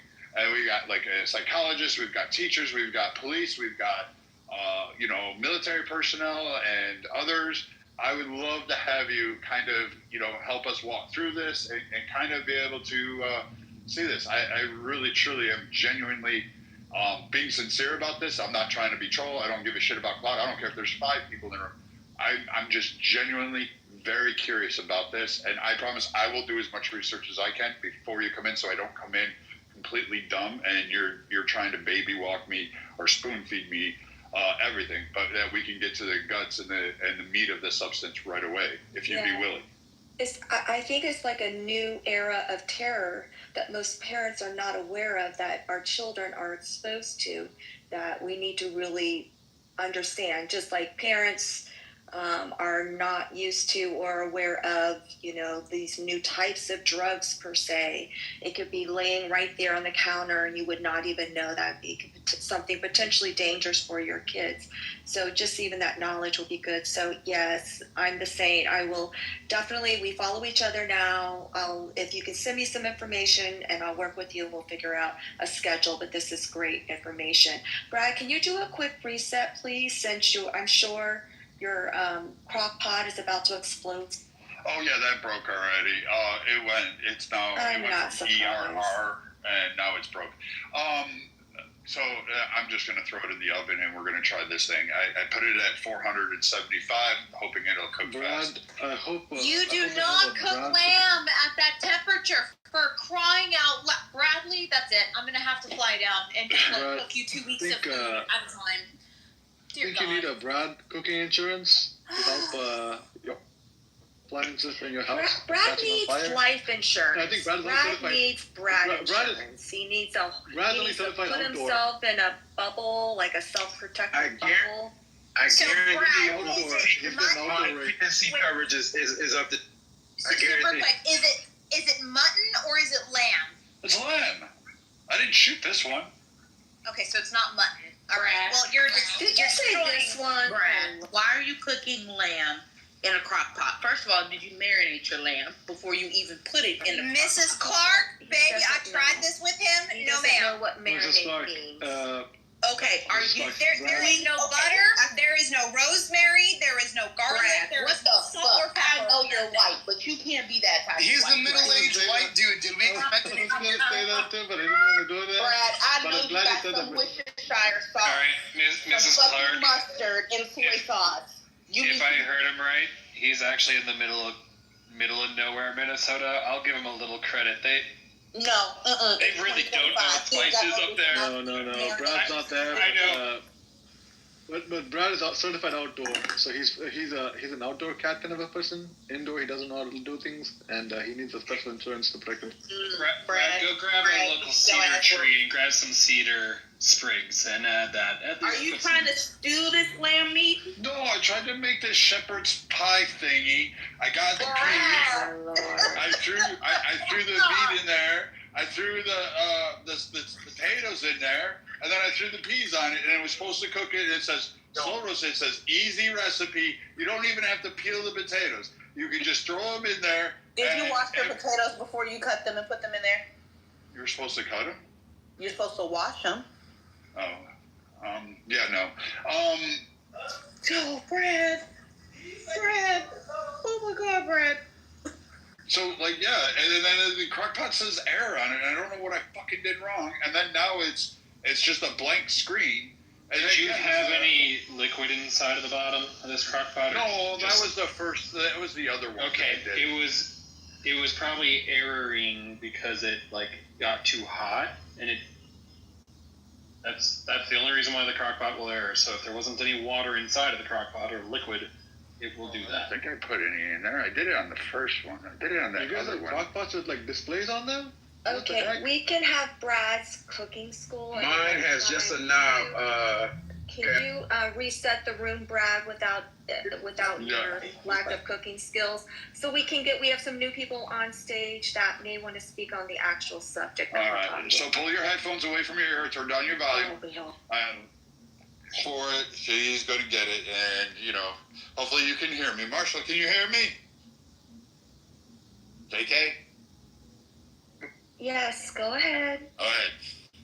Ladies and gentlemen, welcome to the Political Compass, your one-stop shop for news and things going on in the world, where we have discussions and we learn things. We actually have back and forth discussions. We value all opinions from all across the aisles, and every topic that is brought up on our stage. However, you must stand firm. You must be tough. You must validate your opinion. And don't be afraid of criticism. We actually want to have a back and forth with you. This is a biased conservative house. I make no qualms about that. I hide nothing from it. But I do welcome all differing political opinions. We do not discriminate based on race, gender, or fucking sky daddy issues. I don't care about any of them. All faiths are welcomed. All races are welcome. All sexes, particularly those of women, are definitely welcome. We care about what's going on in the world. We want to cover the news. No, not everything Trump does is perfect. I still think he's better than Kamala. I still think he's better than the Democrats' plan going forward right now. And with that being said, make sure you listen to the mods. There's 2 queens in the house. That is KK and Patricia. If either one of them does not like you, you have problems. I can't save you. Don't back channel me. Marshall is our historian, our legislative genius. He will sit there and call out us if we go astray or get some facts wrong. He's our information highway. We learn from everybody. I'm fascinated today.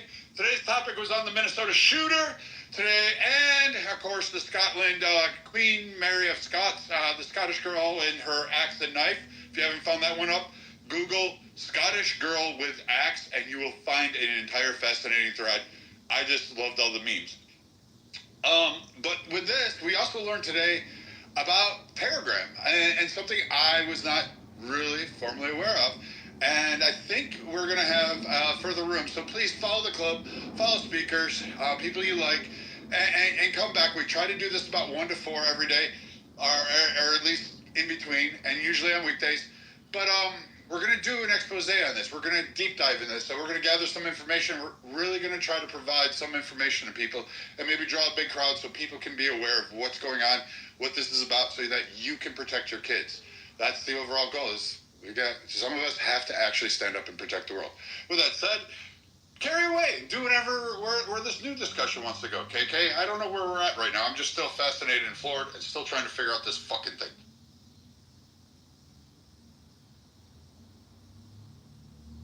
Okay, so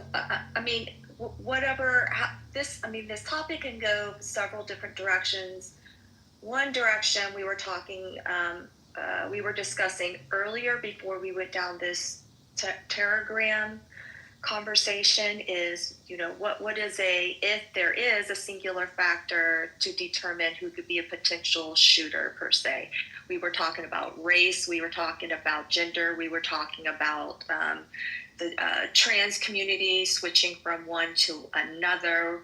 We had some stats given. If you're just joined the room, you can scroll up and everyone gave some interesting stats. So if the stage is popcorn style, please allow those who newly joined the stage to speak first. And then I'm going to mute up, and I just want to get your thoughts on what you think of the Minnesota shooter, what you know about that shooter, and if there's any defining factors that you feel like could have prevented all of this going on.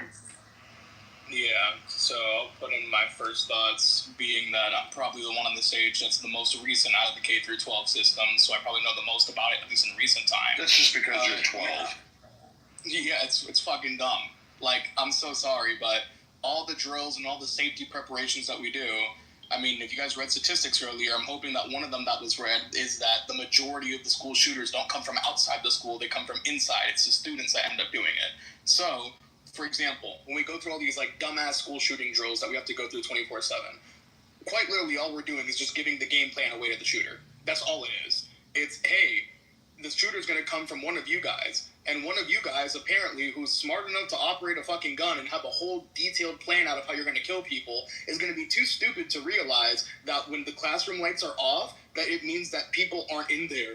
That's what all of a sudden that's what it means. Not that it's fucking off and everyone's huddled up in the back like a giant firing target to spray and pray in the back of the classroom corner. Or here's all the exit routes. Guess what? Now the shooter knows the exit routes too. So he knows exactly where to take you out from there as well. And like that's a big factor, I think, that whenever people go into these safety discussions, or they go into even more things, like, for example, arming teachers and all that bullshit that they want to go through there, even though statistically we can add on more, adding guns to the situation doesn't necessarily make it more safe, especially when those teachers or the people that are armed civilians don't have training in high-pressure situations, don't have military training, don't have police training, and even some of the police, when they do have training, choose still to not do anything. We saw that during Uvalde. So, like, there's a ton of things where we see people with training and without ink with guns that even when they're present at the situation, I'm pretty sure from 1982 to 2012, out of all the mass shootings that happened there, less than 1% of them were stopped by somebody who had a firearm on them as well during that time. So do I know what the solution is? No. But do I know what one of the solutions isn't? It's adding guns. That's not a solution. And thoughts and prayers haven't fucking worked for the last 30 years in a row. So that one's not doing anything either. What needs to happen, at least in my opinion, America needs to start caring more about children than they do about their gun culture. The moment that we stop caring about gun culture more than we care about the lives of people, or we care more about people than the right to have a tool that lets us play God, then maybe we'd be okay. I do have a question. If you don't, that tool doesn't let them play God though, because you can't carry none with a gun. He's talking about the taking I hear a lot. I hear a lot of people talking about gun control and different things like that, and it makes me really wonder, like, if we actually got off into the weeds about gun control, what type of gun control would you want? Like, what type of laws would you want to see implemented that you feel like would make a difference in this case? Yeah, sure. I don't want anybody, and call it ableist, I'll double down on it. I'll stand on it. I don't give a fuck. Anybody with some type of mental disorder, get the fuck away from a gun. You don't need one. If I can't have the mental disorder going into the military in order to do so, you can't have one to own a fucking gun as a civilian. I'm okay. If the military can realize that, so can, like, regular civilians. I don't think that's a huge fucking step to take. On top of that, when it comes to what's called evaluations, etc., I think that people should have to renew their gun licenses. I think that people should have to renew their psychological tests. Because, for example, one person may be okay mentally to handle a firearm during 1 year. In 5 years' time, something crazy could fucking happen to them where they develop something where they're no longer able to do so, right? So I believe in the same way that people have to get licenses renewed for multiple different things, so should gun licenses, and so should the test to see if you're mentally fit to carry a gun as well. That would be one of the most basic ones that would end up curbing a lot of shit that we have to deal with right now. Call it ableist all you want, I'll stand on it because it's safe. No, I agree with you. I think a lot of people have been saying that in order for people to buy certain rifles, certain pistols, I know depending on where you live now, you have to have a pistol permit and different things like that. So there are states that have licenses in order for you to own, in order for you to conceal carry, and do different things like that. I think, like, even in certain states, if you're under a certain age and you decide to buy a pistol, you have to have a pistol permit, which you go to your local sheriff department. And yeah, you can't, in certain states, you can't even buy one unless you're 21. Yeah, right? this county required a pistol permit. Huh? I'm sorry, Marshall, what did you say? This county required a pistol permit of the shooting. Yep. The county specifically requires a pistol permit. I think. Yeah, so, and then too, for the, I think the bigger part here, and I agree with you, is the mental. And this is where it kind of gets tricky. You're going to. Is it just me, or is she matrixing right now? Yeah, you're matrixing. Miss Clark. Can you hear me now? Yeah, you're good. Yes. Right now, yeah. Okay. So unless, and I agree with you, this is going to be one of those things where unless the state or the federal government puts something in place for people to take a mental test to ensure that they're capable of carrying, that's going to be the tricky part. Because that's the reason why earlier, and I don't know if you were here, I asked the question of when he went to get his gun, because as far as I know, if you have any type of mental disorder on record, you cannot purchase a gun. Correct. It's already illegal under federal law.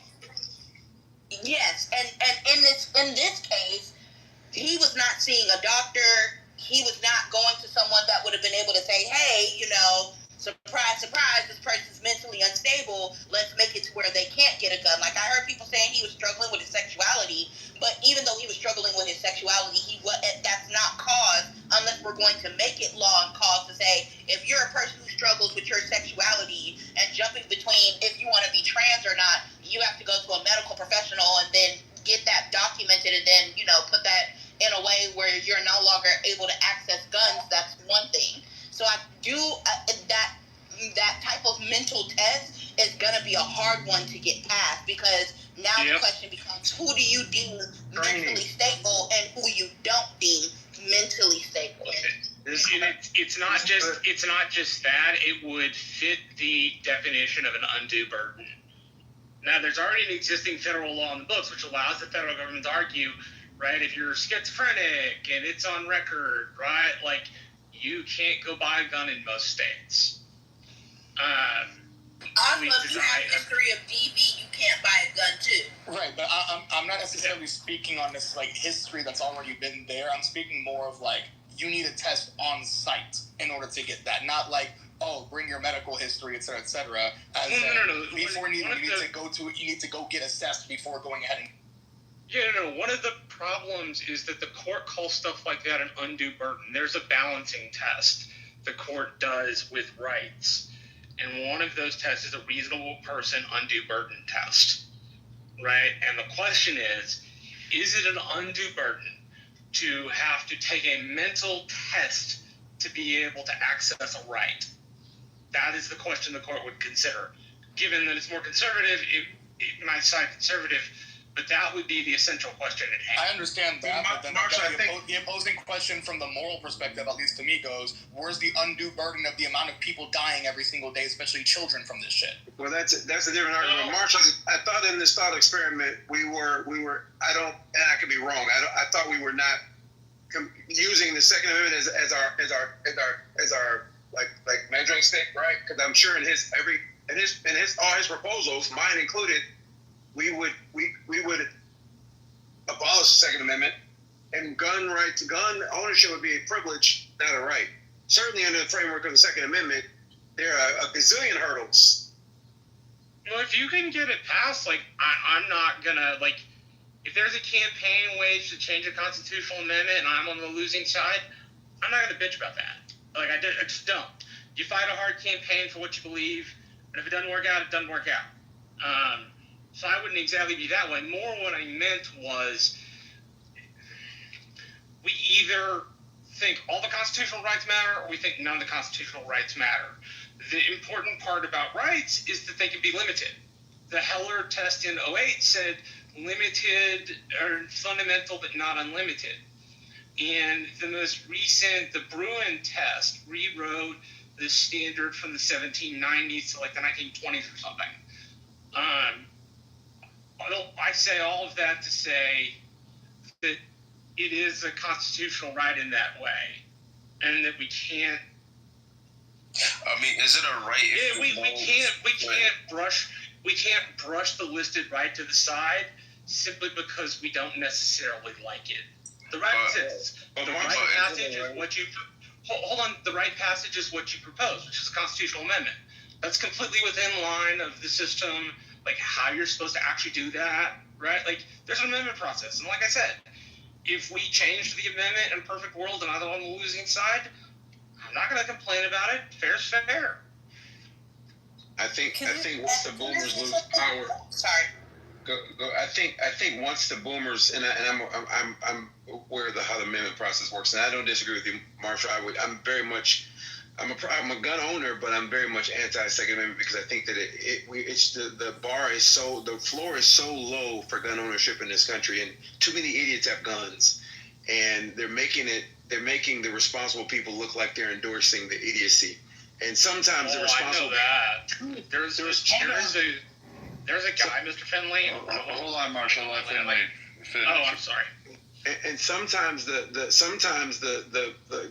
gun owners do endorse the idiocy because the fear is the slippery slope fear, and I think that's where we get it wrong. This idea that if you do this, then they're going to do that and that, and certainly, and we've seen this with gun rights. Certainly, there's a point in which you can put the brakes on this imaginary slippery slope, and that is a big problem because again, even a lot of law enforcement folks will agree there are certain things that are quote unquote common sense that we can do that's pushed back against. And one of those things is like the handcuffing of the ATF to freaking get the guns out of the hands of the idiots. Like we handcuffed them from doing that because we fear the government overreach. And I think that in and of itself is kind of. Okay, if I can jump in and hold on, Mrs. Clark. I'm going to let Marshall go because you wanted to respond to that, and then I'm just going to interject for one sentence. And then I'm going to hand it right to you. Yes, sir. Ms. Clark, you can go first. Wait, I thought he's going to say something. All right, so we'll do this. I want you guys to think on this. I am not saying that there is a gun problem. I'm not saying XG may have a... Where did he go? Oh, he's still there. I'm not saying he may have some sense to his argument. I'm saying listen to his argument. Also, for those that are pro 2A, like who own multiple firearms, like I do, I want you to recognize this moment, because once you give up a right to the government, you no longer get that back. You will never get that back. It's like asking the government to start a program and thinking they will end it. So be cautious about your wish to end, modify, or do things and fiddle around with laws and constitutions and giving that power to the government and saying, here, let me turn this back. But go ahead, Mrs. Clark, please offer yours. Yes, and for me sitting up here as an avid gun owner myself, when I think about turning gun rights into, like, gun ownership into a privilege, you now have an exclusionary. And with that exclusionary, who gets to decide who gets to own guns and who doesn't? Why, what, where? Because even when we talk about gun laws, and both me and my husband have been sitting up here in a vehicle talking about it, I remember most of the gun laws that even exist today, realistically, were in play to limit black people. I encourage everybody here to go watch the documentary on the Black Panthers, or read Negroes with Guns. Heavily after slavery, black people were like, hey, we have the right to take up arms. We have the right to exercise the Second Amendment. And we did so heavily with guns and different things like that to defend our towns. That's when gun laws started coming out saying who and who can't own a gun, why you can't own a gun, when can you carry a gun, stipulations to carry a gun. Even when we go back to the Black Panther era, when black people started policing our own neighborhoods, crime and stuff went down, but you also had the altercations where other people felt some type of way about seeing a militarized group of black people carrying guns. So what did you see in California?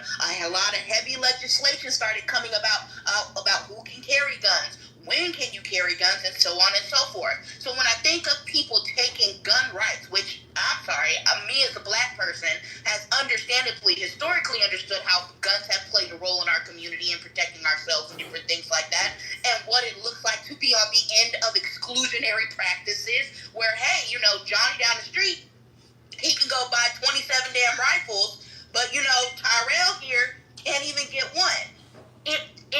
I can't get behind it. Even when I grew up in California, me and my family, we had, and for those of you who know, we were ranch hands in California before Paris and stuff was urbanized. I distinctly remember my grandmother and my grandfather going through shit because they would be outside shooting coyotes and other animals to protect the cattle, and they would have the authorities come out because they heard gunshots, and the idea that black people had guns was just throwing the police officers off. They were just so like, well, why do you have it? Why do you need it? Why do you this? Why do you that? And I distinctly remember my papa telling one guy, I don't ever remember you talking to so-and-so asking them these questions about why they shoot their guns. So why are you asking me?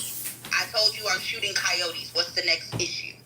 So when it comes, I'm going to reinstate this. When it comes to exclusionary practices, that's a very tricky road, especially here in the United States, about who gets access to certain things and who doesn't. As a black person, I'm sorry, I can't get behind exclusionary practices because I understand how they disproportionately disenfranchise certain groups of people. And even to what, like, Brad was saying, I mean, like, once you give that right away, that, like, it's never gonna come back. Like, once you allow the government to do something, they don't go backwards. Like, look at everything the government has done. Have they ever truly reversed on the decisions that they made? Look at the building of the presidency.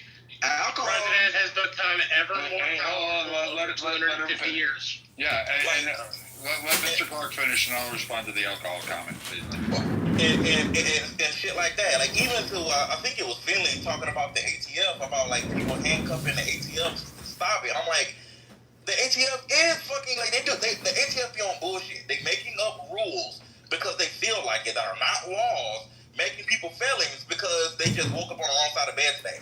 Like, like, people, that's why people don't like the ATF. If they was actually doing what their fucking job was, nobody would have an issue. But they come up with bullshit rulings out of no laws and just go fucking with people. Like, they pulling up at people's houses, like, let me see all your guns. Like, for what? Why? That's not your job. Like, do your job. Why are you over here creating new rules that nobody voted for it? Like, come on now. Like, and then too, even when it comes to the Second Amendment, it's there for a reason. Without the second, what guarantee you gonna have a first? What guarantee you gonna have a 13th, the 14th, the 4th, whatever amendment? Like, there's no guarantee you gonna have any rights at all without the second. That's the whole purpose of it. So, can I say something to the? Yeah. So Finley, you brought up to Mr. Clark's point of the Prohibition era. You should. One of the key things, I hear this a lot when we have these discussions. Look up what the rules and regulations were for alcohol and distribution in the breweries and the number of breweries and all that stuff, and how their taxation was actually what was probably the most beneficial to our economy. Then Prohibition happened. Then they lost substantial income, like massively crime went up and all this stuff. And then they said, hey, we lost a significant, we're going bankrupt, and people are still fucking drinking anyway. Now, all of a sudden, they bring back Prohibition, but they regulate the hell out of it. And they do a lot of different things. Like, you should actually go see what goes on in terms of the Alcohol Authority and what they allow, who oversees it, the Bureau of Alcohol, Tobacco, and Firearms, that 3-letter agency, the ATF that makes up rules. See what they do for alcohol and the tobacco.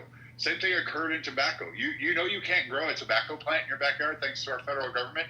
They took away your right to do so. Only 3 states allow you to grow, I think it's 4 plants in your backyard for personal consumption. When before, you could actually just grow tobacco in your backyard.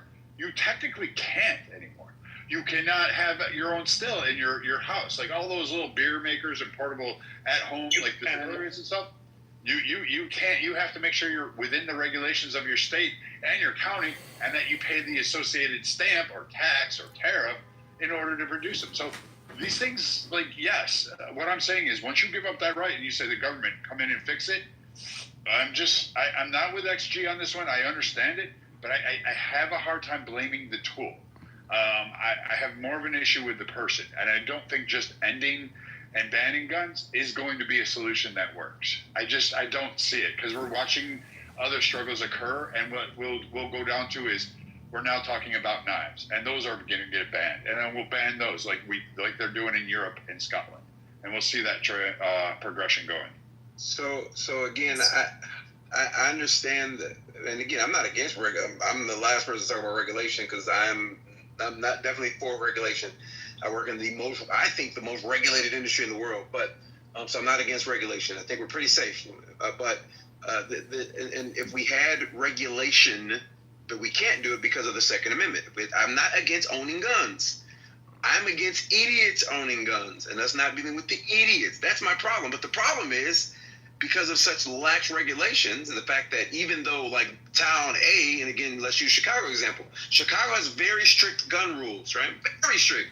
But 15 minutes across the border in Hammond, Indiana, person-to-person gun sales are totally legal without a background check.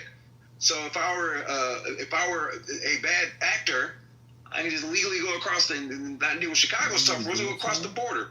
Or I can go north, 90 minutes north of freaking Wisconsin, same thing, very lax rules. That's another problem that we have with gun rules in this country.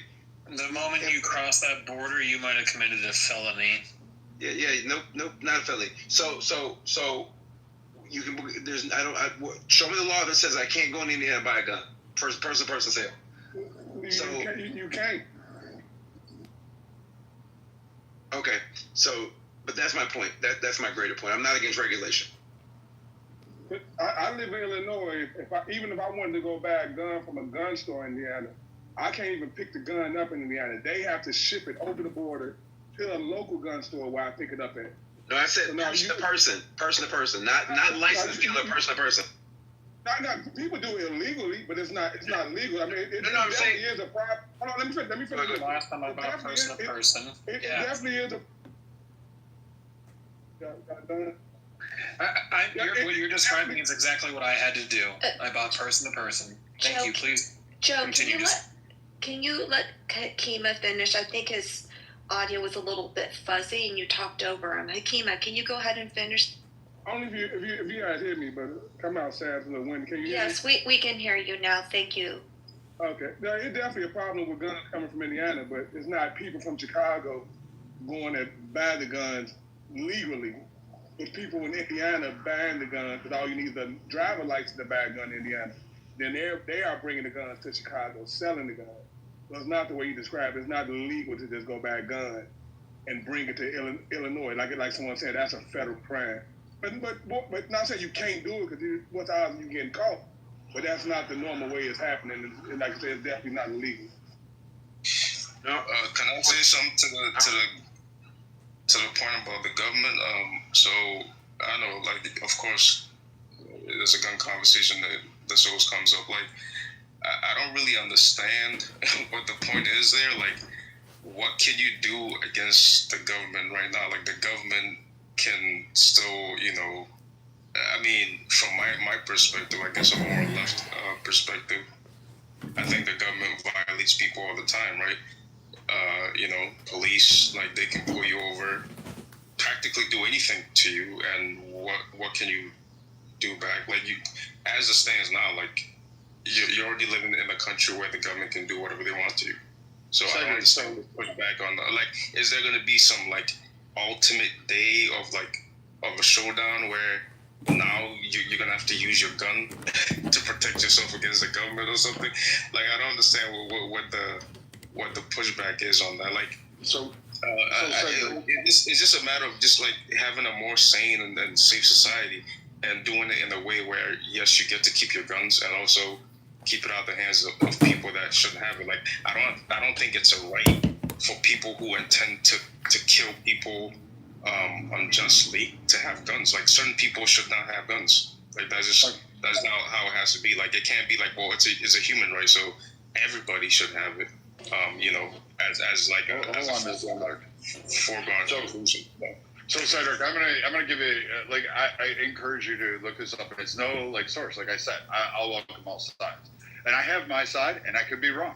However, I'm gonna have you look up the Battle of Athens, not the one in Greece. I'm talking about the Athens, Tennessee, where a group of civilians, particularly veterans, were pissed off about the oppression of civil rights, the oppression of voters and Democrats holding a demagoguery, and those civilians waged war in the town. They went and shot, and to the point where the governor was like sending out the National Guard, going, "What's going on here?" And these veterans pushed back. The multiple, and not just veterans, but the civilian population, because they were armed, pushed back and drove away these crooked politicians that were doing a lot of BS. It's a really fascinating tale in the U.S. And there's many other stories that are kind of similar like this. The bonus pay revolution is another one for World War I vets. You should look at that one. That's another time when Americans have taken arms and kind of pushed back against the government and sought to seek refuge, and actually have won in some of these cases. So it's not just like, they couldn't defy it. They did.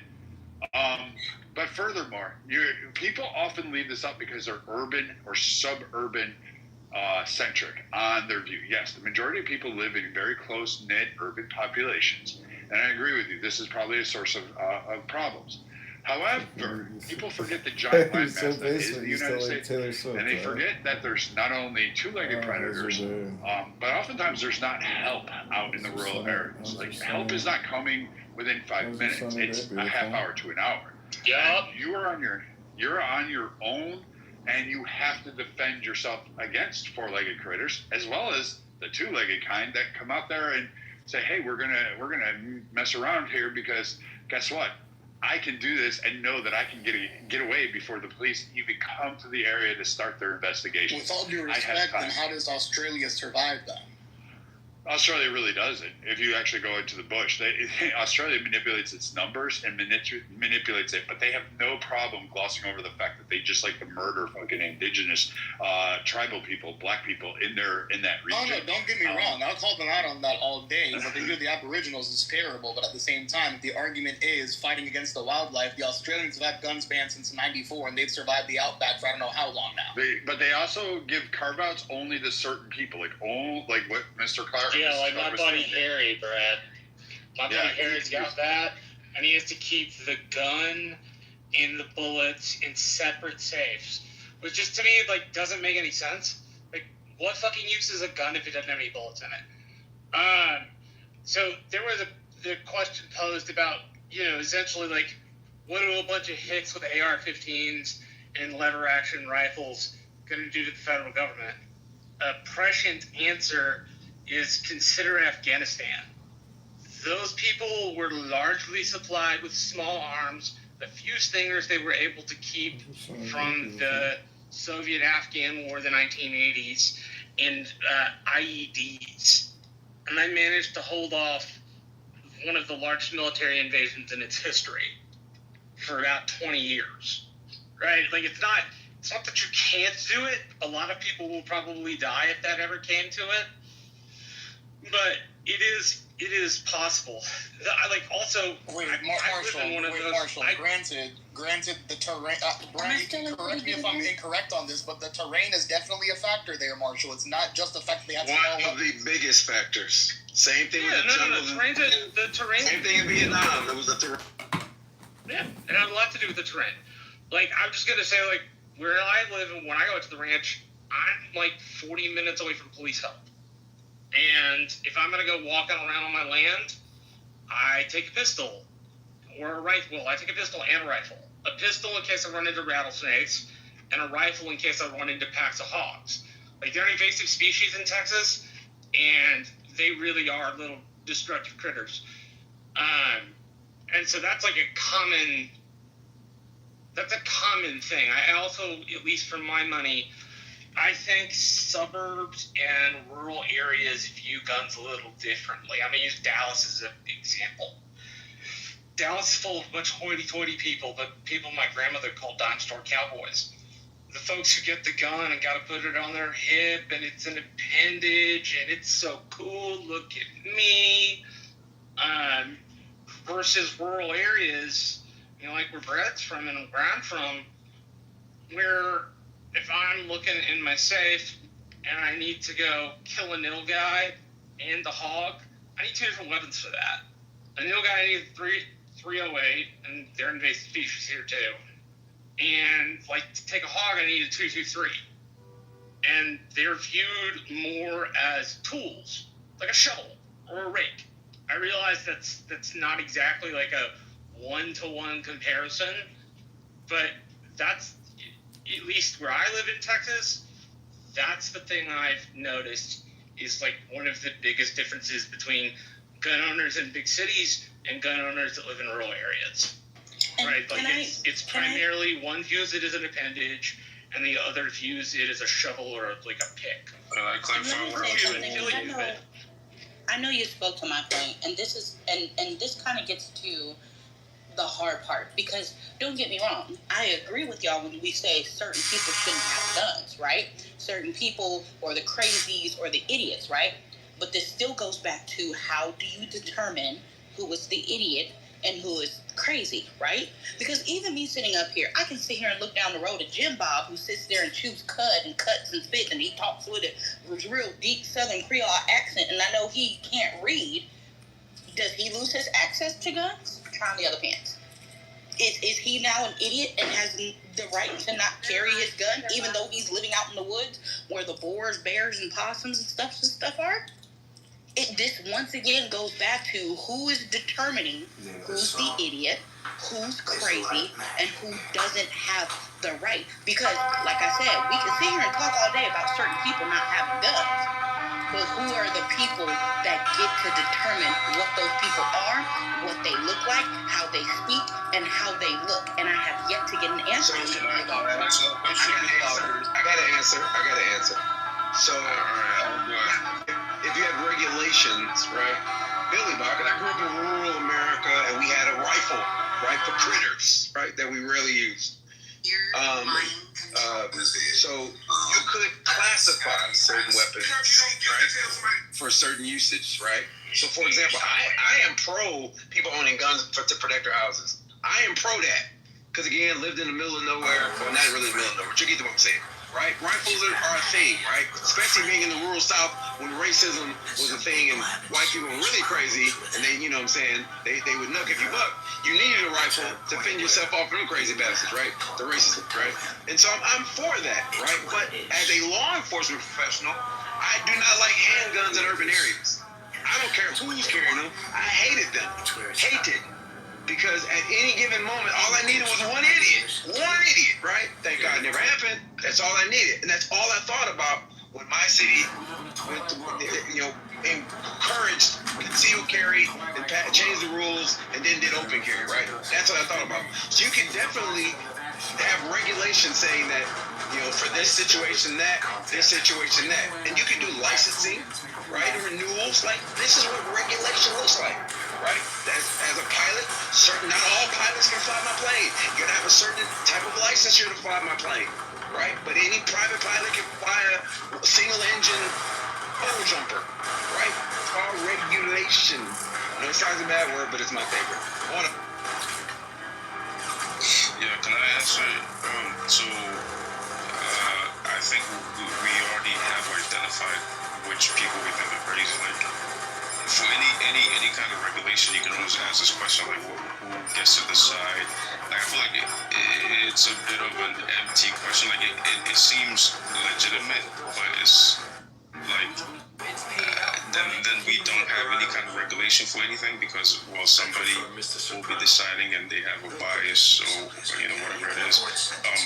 Pertaining to this conversation, I think I don't really see where that bias would be, especially if you're worried about like a racial bias. Of course, I think that can always play into everything because I think racist people inject their racist bias into everything, right? That their lives are involved in. So if you have a racist person involved in the decision making, then yeah, I think they might inject something into that. But if we focus on the type of profile that we're discussing in this conversation, like someone that glorifies violence, thinks chaotic violence is a good thing. Anyone that's showing any signs of that online and expressing those kind of things, maybe we try to have other processes added to it where they take a deeper look into the individual. But someone like that, and they start taking actual actions towards obtaining weapons, and they seem completely serious about this way of thinking that using these type of weapons to kill people is a good thing, or it's something that is like some kind of amusement or something. I think it's fine. It might not sound totally solid, but every single one of these people that do end up killing a bunch of people with guns do tend to like express some of these or show some of these signs of expressing these kind of ideas. So I think that should be like at least one way of like targeting the kinds of people that should have. So you're saying that we need to go out and hire a completely new force that goes into the social media of every single American, flags them and puts them on the list? Are there going to be something where they get a notification saying, hey, you shared this post about defending your home, and in the skit this person violently defended their home, but you were very much advocating for the violence against the person who broke in. So therefore, we're going to put you on a list and ban you from purchasing a gun? So you're totally like twisting what I just twist what I just said. Like someone that defended their home would not be crazy. That's not what I said. I'm not talking about the person defending their home. I'm talking about, as he said, on social media. Because there's been plenty of videos where I've seen men assaulting women on social media, and I said, couldn't be me, I'll blow a motherfucker away. So for the holes, I'll be able to use them as a sprinkler system. Does that mean that because I jumped that violence? No. Cedric, hold on, because I didn't interrupt you. But I did not interrupt you. If I said online and I said could not be me because if somebody ran up on me in the middle of the night, I will blow them so full of holes that I'll be able to shove a sprinkler up their ass and use them to water my front lawn, does that mean that I should lose the right to carry my gun? Because I've expressed holy amounts of violence. I'm not going to be afraid to say it. Miss Clark get on this app and say every day, women don't argue with men. Just click, boom. When they put their hands on you, click, boom. When they get in your face. Stop arguing when people are telling them to back up, leave you alone. Click, boom. Does that mean that I have the right to lose my gun rights? Because I openly express violence on this app towards people. No, except for what you just said, like someone just speaking to you and you're just gonna shoot them. I think that is kind of crazy. I don't think that's something that you're actually saying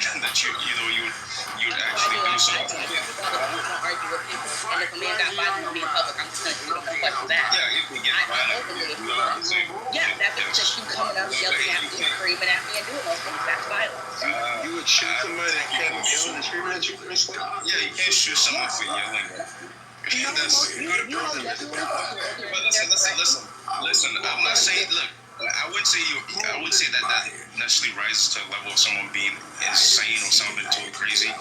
These are people that are expressing a type of violence where they are initiating it, right? They're going after people that are just living their everyday, lives, right? It's not like any kind of a defensive sort of scenario or anything. So no, I'm not saying anything that can be twisted or misconstrued as, oh, you're a violent person, or you're violent. It should be. We have to be more. We have to be more specific. On it, I'll help on this. The judgment's being made already. It's how law enforcement operates, and you have AI that's tracking social media. So what you just said, and if you say that kind of comment over and over, there are trigger words that are tracked and are flagged, and it gets flagged. And yeah, that's your future, and that's the future that's happening, and it's what law enforcement is using to try to catch terrorist threats or to try to catch where hate cells and problems permeate. And more they're relying on AI for things like chat rooms and social media. If you're posting something like that or you say something that's highly aggressive, it will get flagged. I mean, whether you like it or not, that's the future of how they are intelligence gathering.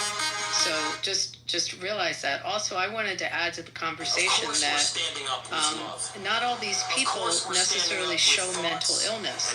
And I put this in the chat. I mean, the worst shooting we've had in the United States, the biggest shooting where over 500 people got shot and 58 people died, was not a guy that had any terrorist threats. Was that Vegas? No political agenda at all. The only thing that finally came out afterwards was that he had retreated somewhat from his girlfriend and his family, and he was had wealth, and he was using a lot of his money to play poker slots. I mean, that's about it. But not all of them are something you can catch in advance. No one would have had him on the radar, and he wasn't posting dangerous or hateful or aggressive statements online. But they are definitely looking for that now, and it's AI generated. It's how law enforcement tracks.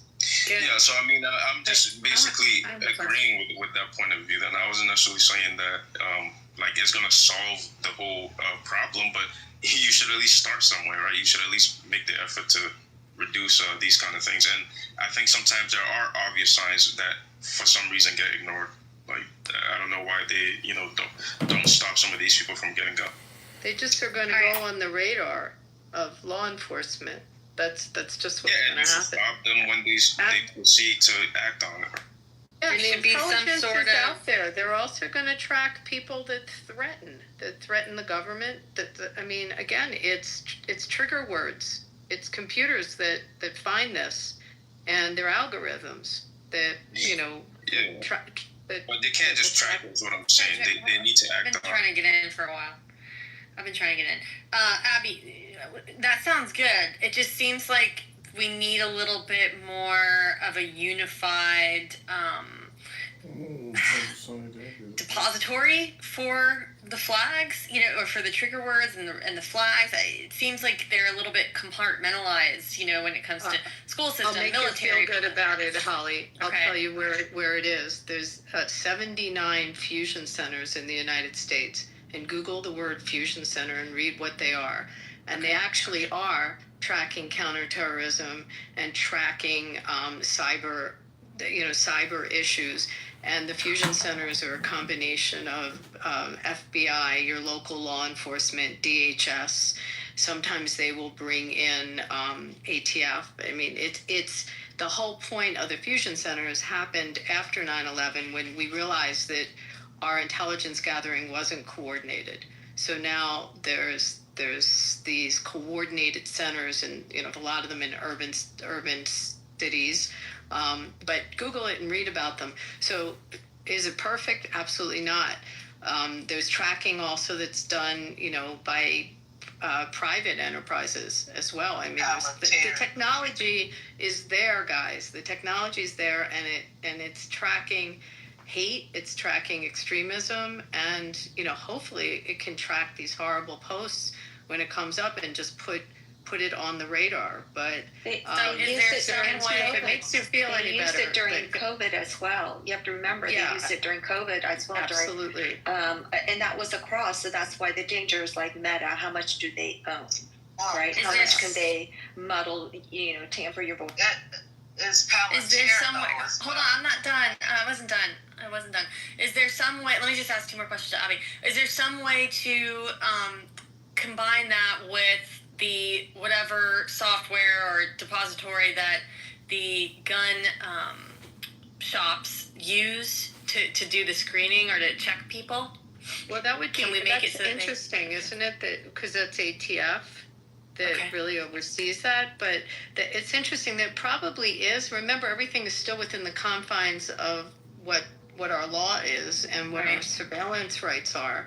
And there's there's issues as to whether stuff gets collected outside of the government and then forwarded on as tips to the government. I mean, there's some of that happening as well. But the technology is definitely there to do it. That's a question you might have with your member of Congress or someone. State senators. Yeah. Exactly. Okay, and then the last question I have for the room: does anyone know? Maybe it's not out there yet, but do we know how many minutes he was shooting for before he shot himself? I don't know. I'll look it up right now for you. Okay, I couldn't find it because the reason I ask is I'm always curious when these things happen. Like at what point? Because I know I saw somewhere where some parents, some fathers, supposedly were there, and that they blocked his access to get in, and I was a little confused about that. But I'm just wondering, like, was anyone at this school or at the church grounds carrying? Because my kids go to a small Christian private school, and there are individuals who work on site who always carry or have access quickly to guns, but you don't know who it is. They keep that a secret. But it's just hard for me to envision, like, how many clips was he able to get off? How many before nobody had a gun? Nobody was able to intervene with a gun. That's the part I'm curious. Well, it's a couple things. Number one, it's been so long since I've been in church, a Catholic church, where this would have happened. Something tells me they might not even have anybody that's carrying. I could be wrong. They wouldn't allow it. Yeah, a Catholic church, I just wouldn't picture them allowing it. But then, too, he was firing from the outside from, it's my understanding, a narrow opening. And I think it was so narrow that he couldn't even necessarily see who he was hitting. I guess that would... I was just going to say, so there was reports this morning that he tried to go through the front door, but he was stopped by some adults. And that's the reason why he then walked on the sidewalk in the windows that you're speaking of, Pete. There's like those 4 single windows with really narrow openings. Those are the 4 that he went through. But yeah, that's what the reports were saying. He was stopped by the front door. And to answer you, we put plate glass. We plate on the synagogues now. I mean, that's one of the things we've done nationally is we've plated our windows and our glass. I mean, we've retrofit our facilities exactly for this. So and it's very different. And I think you're going to see the Archdiocese make some significant changes. I actually was talking to someone where I live that they were meeting with Metro, where I am, to start changing exactly the protocol when people go into church. But for us, we have I can't go into synagogue without metal detectors, and there's definitely people that are there to protect. The significant amount of guards, and then private, plain clothes. But you're going to see that with more places of worship than you're used to seeing now. And I was just going to say, like, even if somebody was carrying it, I don't know if it was made out of brick or what, but I mean, it didn't sound like you'd really, especially with the handgun, you'd have an opportunity to hit him from inside the church. It was just a really shitty situation overall. I don't. Maybe someone can help me that is in gun speak.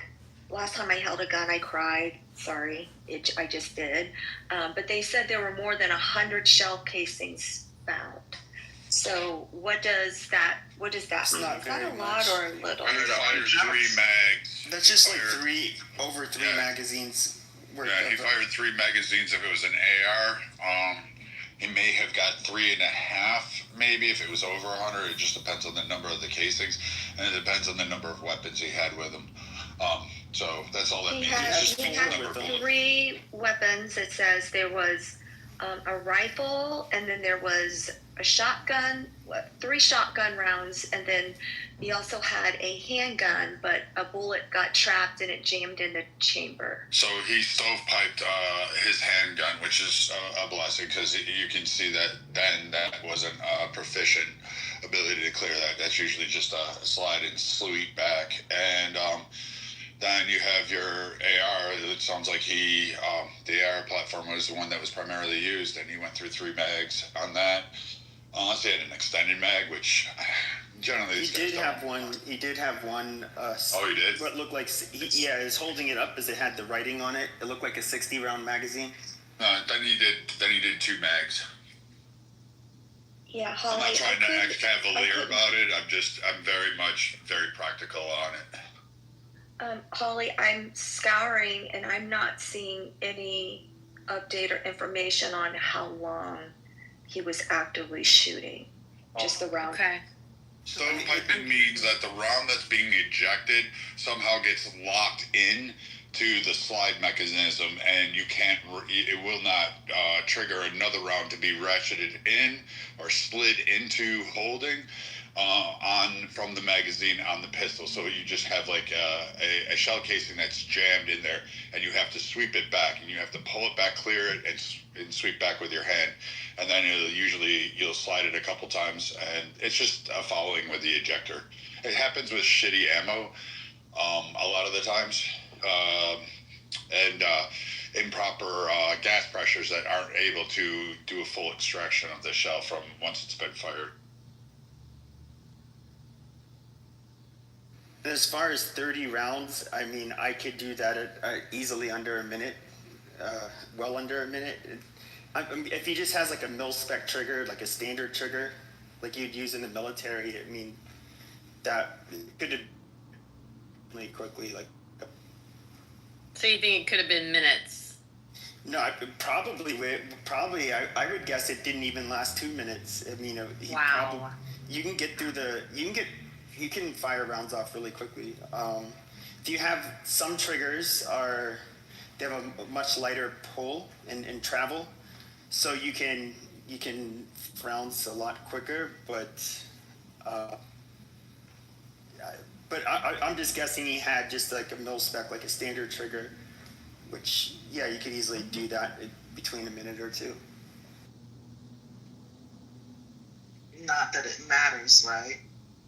Because the whole point is to inflict as much damage as you can in a small amount of time, and then when you can no longer, for whatever reason, off yourself, unalive yourself. But in that time, depending on the weapon that you have, it could be 1 minute, it could be 5 minutes.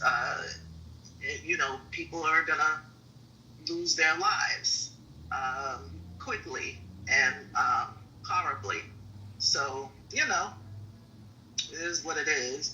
But Abby, I was going to say that Palantir, part of their project, is to, they're going to aggregate data from every platform, whether it be social media or just any online web that can be traced to your IP, that can be traced back to you. And so their algorithms are going to do more than just look for keywords. They're also going to look for like patterns. Where have you said it? What type of social media do you use, right? Where are you making these statements? Are you in a room that has, because, you know, we know that there are whole quote unquote online communities that hype each other up to do these mass shootings. The guy, the kid, the black kid who shot up his school, I think it was earlier this year or late last year, the one who called himself a Nazi, he was a part of a online chat group and, you know, very much encouraged. What was that, Pennsylvania? I don't remember where it King, was. I don't know if you were in here earlier. We discussed this. There's a whole new thing. We're not going to go down there because we spent a lot of time talking to that and getting. We actually have an, I guess I would say, quasi pseudo expert who actually works in this field. He's going to come back. He's going to get in touch with KK, and we're actually going to do like an expose and a deep dive. We're going to have. Where's my other guy? What's his name? Pete or whoever. He's going to come back, and we've got a couple other people that are going to go. It's called Telegram. I didn't know about this, but we're going to hold an expose on that and a deep dive in it. So I don't want to go too much back down this because we spent like a good hour having this guy explain the high level, and we're going to get more intricate as we go. I mean, I can tell you, as somebody who's spoken with these people years ago, I just call them accelerationists. Most of them are neo-Nazis. Like, these guys are batshit fucking crazy. Like, yeah, we'll save it for the other room. Yeah, I definitely, and if I can find one that is part of that group and bring them on, I definitely want to hear them. I want to interview them. I'm not afraid of them. Like, I would love to do a lot more to them. I promise I'll hug and cuddle them and call them George as I put them quietly to the great beyond.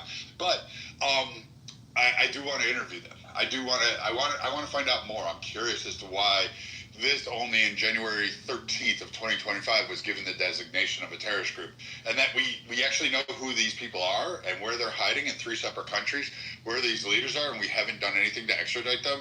And both administrations, Biden and Trump, have recognized the fact that this group is very much a problem. So we're going to deep dive, King. Don't worry. Tune in, follow the room, people, and we're definitely going to have this expose. We'll be advertising it once I get some more notes together and KK does her spirit finger thing. We're going to get this going.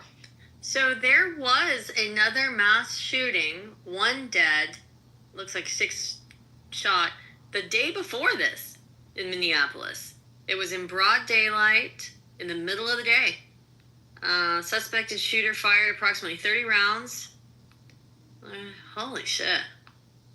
Jeez. Just the day before. But the ballistics, it's not the same person, right? No. I'm reading right now about the story. Police arrived at the scene. They found a man dead. I don't know. Yeah, in Minnesota, I want to just add something. Minneapolis and St. Paul, it used to be beautiful. It was the St. Paul Winter Carnival was great. The Jazz and Blues Festival, one of the best I've ever been to. That's a shit show now. As somebody from Minnesota, I tell you, unless you're going up to Boundary Waters, Grand Marais, it's beautiful there. Split Rock, Goose Falls, 2 Harbors, Bemidji. Even then, I'd be careful around Bemidji.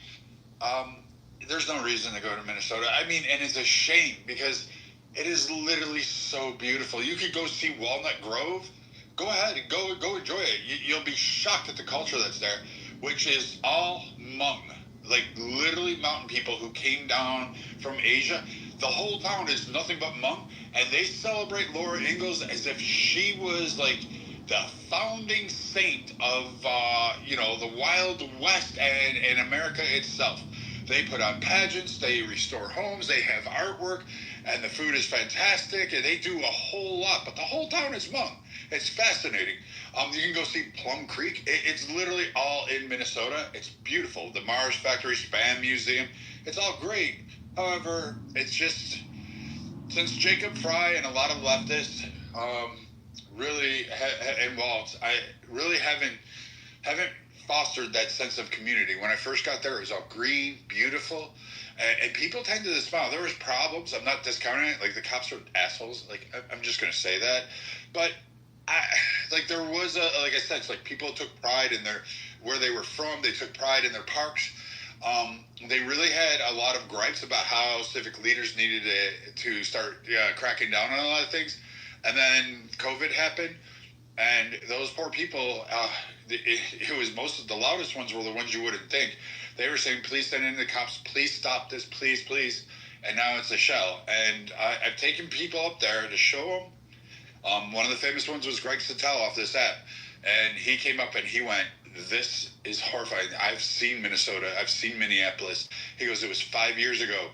It did not look like this. It's a burnt hulk of what it was. And this is what you got. So if you go up north, or maybe go a little south and just go visit Walnut Grove and have fun. But Brad, what does that have to do with mass shootings, though? Like Sandy Hook, I'm sure, was in a beautiful, well-off community, and many of these shootings are in well-off communities. Like, what does any of it have to do with it? Like, I don't believe that this is a problem that you have to be in a trailer park to experience. You can be on the upper rung of the socioeconomic ladder. Where are the majority of these shootings happening? What do you mean? Like, wait. What type of schools are these happening in? Because someone didn't pick this up. We went from white Christian nationalists. What were Parkland? What type of schools? What type of schools? Where are the schools located at? Are they urban schools? We know that's no. Okay. Why are there not mass school shootings in urban schools? They're easy targets. They have security measures. There you go. Bingo, there's start one. Well, they have security measures. Right, but also there's shootings in Target. There's shootings at church. This shooting was a shooting inside of a church. I mean, it was at students who were a part of the schools, but don't forget about the synagogues. I think the last. Okay, so now you're looping in everything. You just went from schools, and I told you where are the vast majority of the schools shooting. Wait, hold on, stop.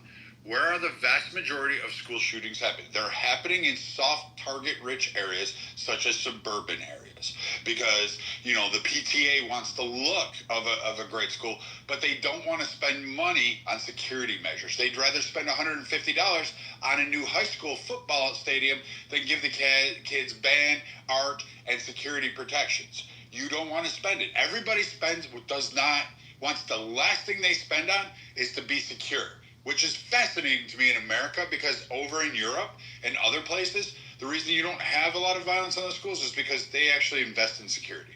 They have measures in place. You should look at what France do. They don't have weapons on the scale of the United States. But also, that we don't want to pay for anything hardly with tax dollars anymore. So, I mean, all of the things that you mentioned, they sound great, but once it's time to start figuring out where the money is going to come from, people, even the people that have to vote on these types of things, they all of a sudden forget, right? Because as we've forgotten before, and we will forget again, the way people feel and having all these conversations, because this has happened too many times. It's the norm.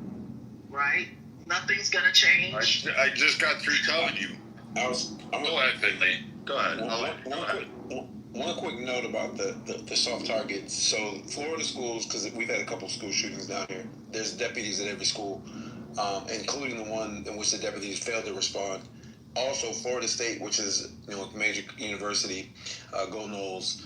Also, they have campus police, and there was a school shooting. I think Virginia Tech is the same. So, but I wanted to make sure again that it's not just security at urban schools, because they have shootings as well.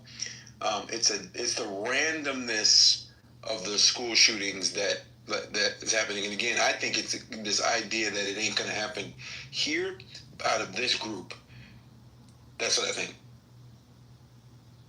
So this is such an easy problem to fix.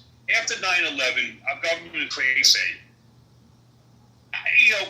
There's about 90 public schools in the United States. There's about over 8 million unemployed veterans. Veterans who are trained weaponry already took an oath to lay their life down for our country.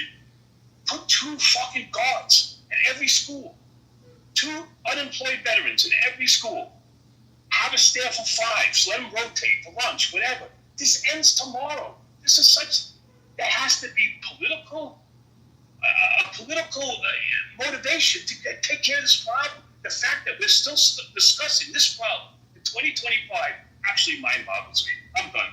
But I'm just curious though, like, there's officers here in Florida, Andy, and we still have school shootings. We have deputies at almost every school. So we still have school. One of the other things to note is as new school facilities are built, they're built with security measures, taking it into the architecture. So it's interesting because, Brad, you're right, they're softer targets, but in actuality, a lot of the newer schools probably have, in the physical location, vestibules and areas to deter the entrance or to go through certain security measures that you probably don't have in the urban schools. Yet it's interesting they're penetrating and getting through. So no security system's ever 100%. Hold on. In my experience, I have witnessed this, that people pay the least amount for security. So I don't know what the guards are making in Florida. I'm assuming 30 to 40K. Maybe they're deputies. They're sheriff's deputies. I don't know what they're making, so that means nothing to me. My point is that I just watched Texas put in a $150 million high school football stadium. Now, they've cut programs. It's a big freaking school, but they've cut programs, and they complained about it. And I sat there and I said, that is a massive target environment. It's a huge school system. And I go, so I'm confused. Like, what upgrades did you do to security? And when I looked, I didn't see anything. I didn't see anything proposed except for like one additional guard at $33,000 a year part-time, which I said, that's not going to cut it these days. Like, I'm sorry, we live in a more modern world with all the advancements in technology, not even just taking guns out of the way, but just like looking at what you have going on. Like, we removed the responses to bullying. Like, bullying never left. We never changed bullying. We don't need to bring bullying back. It just never left. What we changed was how we were allowing people to respond to bullying. Instead of going knock that guy back on his feet or girl, now all of a sudden it's you have to use your feelings and you have to repress all this rage and anger and humiliation you have, and we'll work it out through drawings and puppy love and Skittles. I don't know. I'm not a psychologist. You'd have to ask one of them. I just think that we took a wrong term somewhere. And if you're really serious about protecting your schools, you need to get rid of hollow core doors. There's already been a study out there. $250,000 would actually increase the odds of you having survive a shooter attack in your school. And it was $250,000 per school across the U.S. Brad, did you see surveillance? There's also laws. You have to look at your state because not all the states allow certain surveillance. License plate readers, facial recognition. Some states have a ban on it, but for the states that allow it, if you've got a car that's like circling a little too many times around your school, AI picks that up, and AI can, just as you were talking about, can see patterns, but they can also see it with the camera systems, and if something seems out of the ordinary, they have plate readers, and they can track it. It goes right into your Metropolitan Police, and they're going to investigate it. So, but not all states.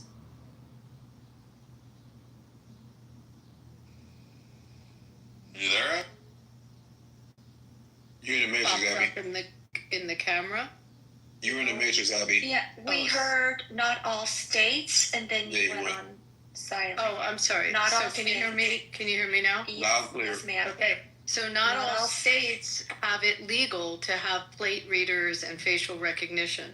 For the states where it's legal, you have surveillance, and you have between AI and regular surveillance. If a car is circling around a school in it too many times, or in an abnormal way, they're going to pick up on it, and the cameras are going to trigger a dive into reading the plates. And again, it's not all states allow this. The same thing with facial recognition. You're going to have, if someone is in the perimeter or the curtilage of a property and their face pops up on the camera, that's going to be triggered into facial recognition. If the person is then ID'd as someone either with a record, or they're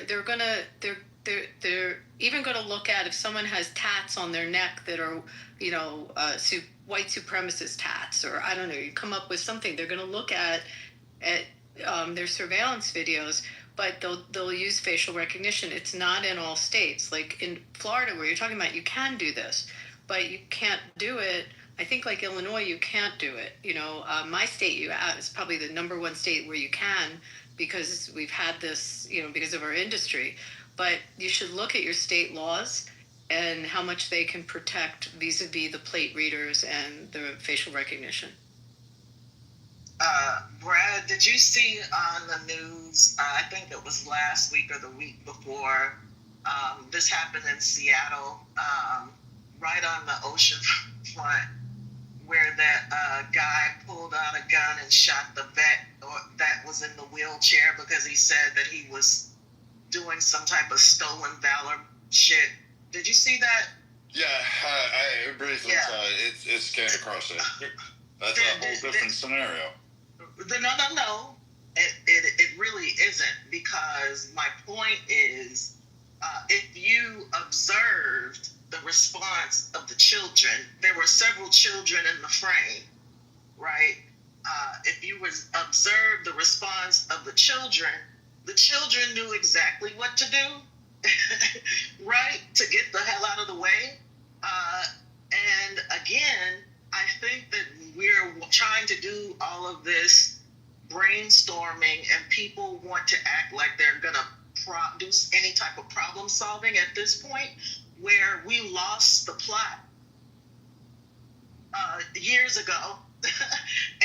And we've already, produced a generation of children that are already almost war torn in a way. Like, they know I don't know if you've been listening to these kids describing what they went through yesterday. They're not shocked. They know, because they've heard the story. They're familiar with it. This is the norm. And I feel like we got to stop jerking ourselves off, trying to feel better about it, and accept that that's kind of what we've chosen as a society. And this is just kind of what it's going to be. This is what it's going to be.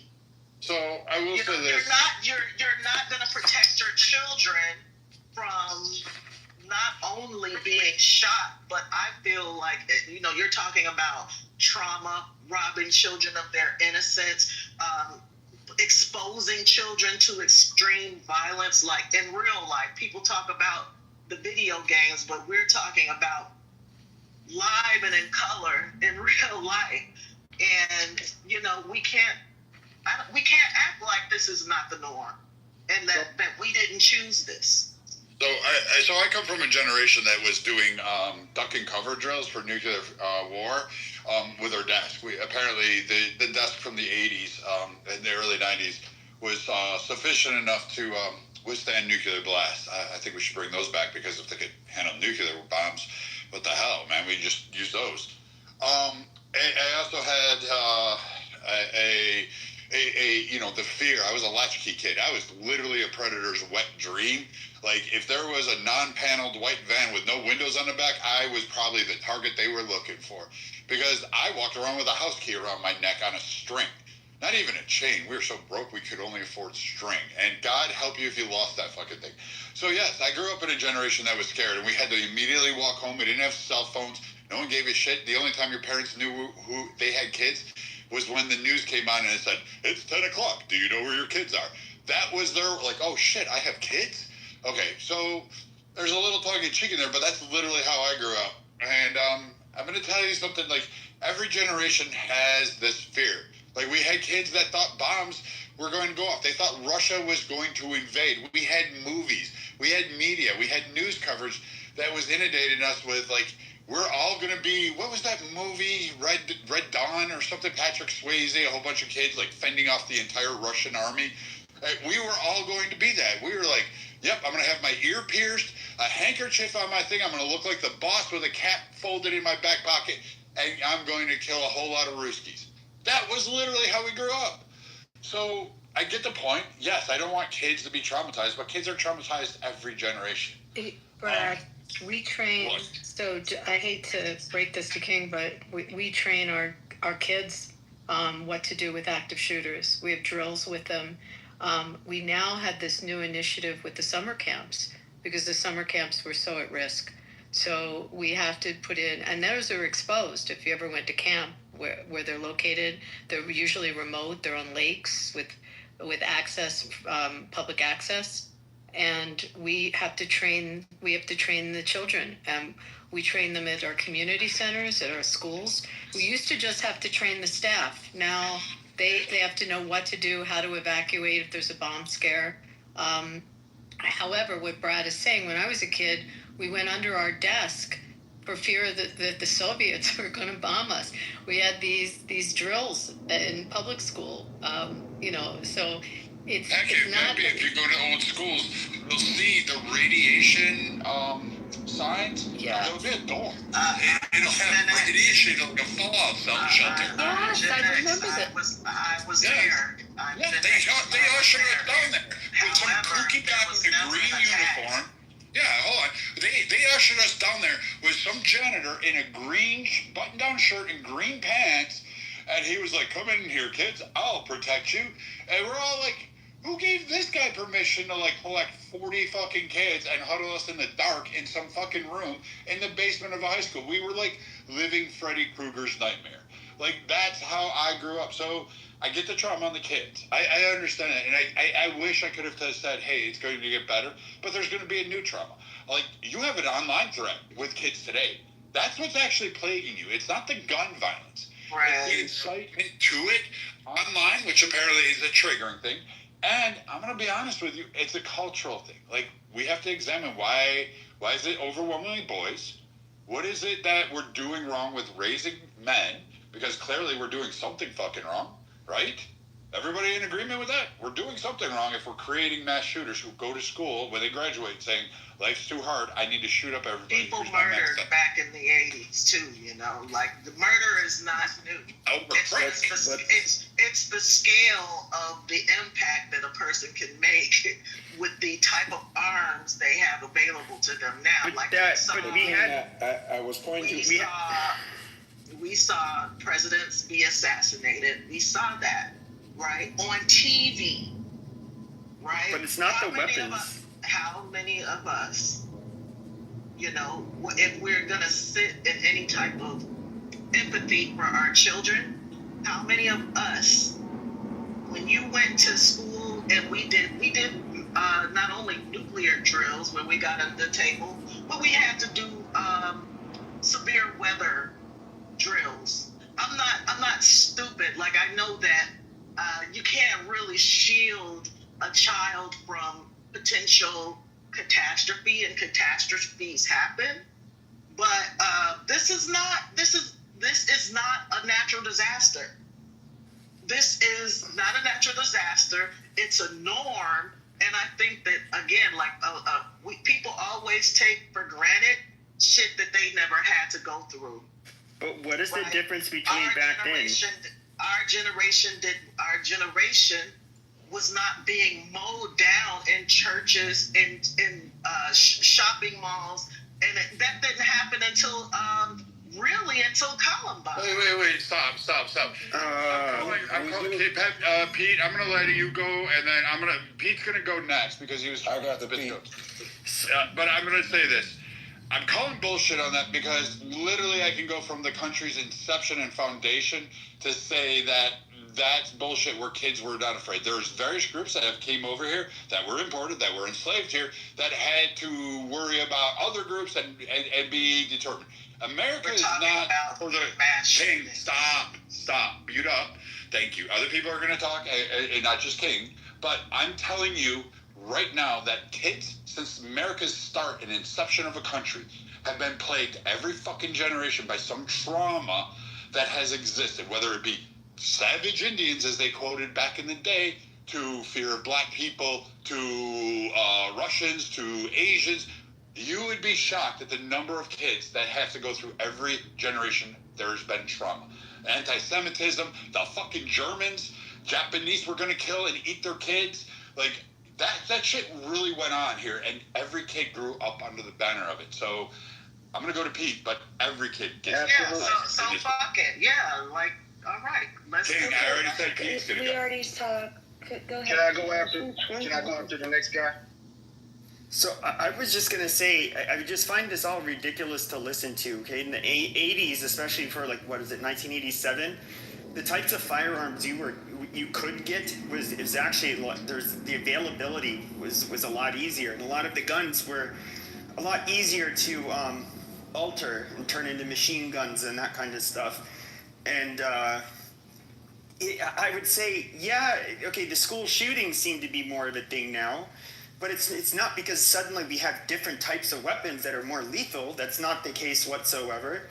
And even then, there's more school shootings. But if you were to look at when homicides and gun violence reached their peak, it was in the late 80s and early 1990s. The whole meme about metal detectors in schools happened mainly in urban high schools, because these kids were shooting each other at school and after school. So I guess you kind of deny that there is a problem with the people, as opposed to everybody wants to look at the guns, I think, but why is it that we have this problem now and didn't before? So I agree with the idea of there is an issue with how we're raising boys. I've said this a few times. That is an issue, but this specific issue of school shootings is on the rise, and we figured out the 80s violence, right? You deal with gangs, you get these young guys either back on track or you put them in jail, right? We figured that out. We've not had a particular bad actor, right? And that's a problem. But I will say this, and I'll say it 30 times. Like, you cannot underestimate the fact that there is a problem with our boys. There is a major problem with our freaking boys. And we gloss over the girls, but we gloss over that major fact because they're not only shooting up schools and violence, dude. There's a youth crime, uptick in youth crime in a lot of cities, a big uptick. And it's only going to get worse if we don't deal with these young men and get them on some type of path. Great, thank you. Go ahead, Blake. Well, I have to agree with, some of the points Finley and people make. It's like, look, we actually did not figure out gangs and stuff. We understand them a little more, but we haven't figured out how to deal with gang crime. The same kind of crime that we're dealing with in our cities, our inner cities right now, with young men with nothing to do, running around, stealing and killing. That's the truth. It's our sons. It's y'all people's sons up the streets. It's everybody's fucking sons out here doing this stuff. And the difference between now and then is actually some neighborhoods were actually safe in the early 80s. If it wasn't touched by crack cocaine and gangs, you were able to go on some blocks and some people understood, especially even the kids knew, like, that's not a block we can play on. Like, we can't hit licks over there. That's but now it's no holds bar. Like, whatever the impulse is at the moment, that's what's going to happen on the streets. And the people who are unarmed and unprotected from them are the same people who are unarmed and unprotected when somebody does a specific type of crime in which we freak out about, called mass shootings. Now, what we fail to understand or we keep ignoring is the statistics that we have for the amount of mass shootings in America are all grouped in a bunch with the ones we deal with more often, and that's, young black male shooting up like 3 or 4 people, pulling up on their ops, as they say, might hit 3 or 4 people. Half of the targets were innocent, had nothing to do with their squabble. So that's the kind of mass shootings we usually deal with, and those are the numbers that are being clumped in for somebody to be able to make a national statement saying that mass shootings are on the rise in America. It's like, no, the same kind of shootings have been going on, and we've never figured out how to deal with that. But these school shootings and shootings at airports and stuff, it's just the same symptom of, it's not about trying to take the weapons from the people. It's trying to figure out how to get more people to understand that nobody's coming for you. Nobody's going to fucking save you. You are the ultimate beginning and end and responsibility for the protection of you and the people you are responsible for. Yes, we have laws. Yes, we have policemen. Yes, we have authorities. But at the end of the day, they have shown and proven that they show up when the crime has already been committed to solve the crime of your murder, your robbery, your rape.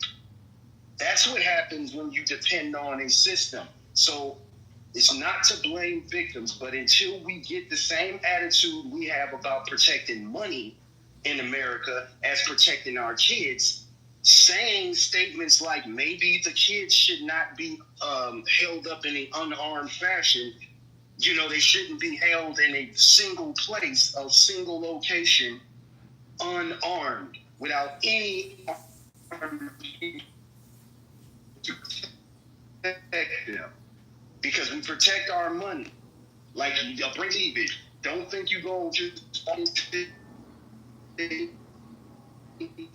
place that has loads of money or anything that's worth it. That, like, the problem is right in front of your face. You're scared to protect kids. You want somebody else to protect them. That's right, and we protect our guns. Thanks, Blake. Hold on just a second. Excuse me. Can I get back in the queue, KK? Not yet. Hold on, excuse me. Okay, not right. Thank you. Just a moment, please. We're going to be closing down the room soon, and I want to just give last call for anyone that's in the goo that wants to come up and speak. Now is your chance, because we're going to turn off hand raising. Also, before we let Mr. Finley and Queen also start have a share, I want to give an opportunity for those who have been on stage that has not spoken yet, like Annie and Jules and perhaps Mike, the opportunity to speak. Flash your mic or come off mic if you want to speak now. Okay, great. So ladies first, let's go Annie, then Jules, please. Go ahead. Good evening to everybody on stage and in the audience. I live in Arizona. I'm a big fan of the Second Amendment. I was a victim of gun violence, which is why I'm a fan of the Second Amendment. All of my husband and I's children have gone through a school district which was recently, within the last 5 years, implemented armed security. So in addition to having a school resource officer provided by the city, which is grant funded, they work at each school. They work in conjunction with armed security that is taxpayer funded, that was spearheaded by a retiring police officer, and that's what the foundation was built on, with a group of veterans. And it was voted on, passed, and funded. It is possible. Force must be met with equal force, and it has to be done immediately. That's the only way we're going to protect our kids. Love y'all. Thank you, Annie. Thank you. I have a history in the military community, and even some of my friends that are retired or out, they have done that.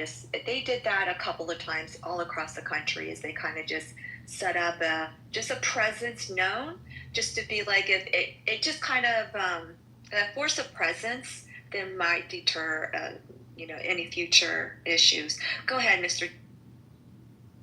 Okay, thank you.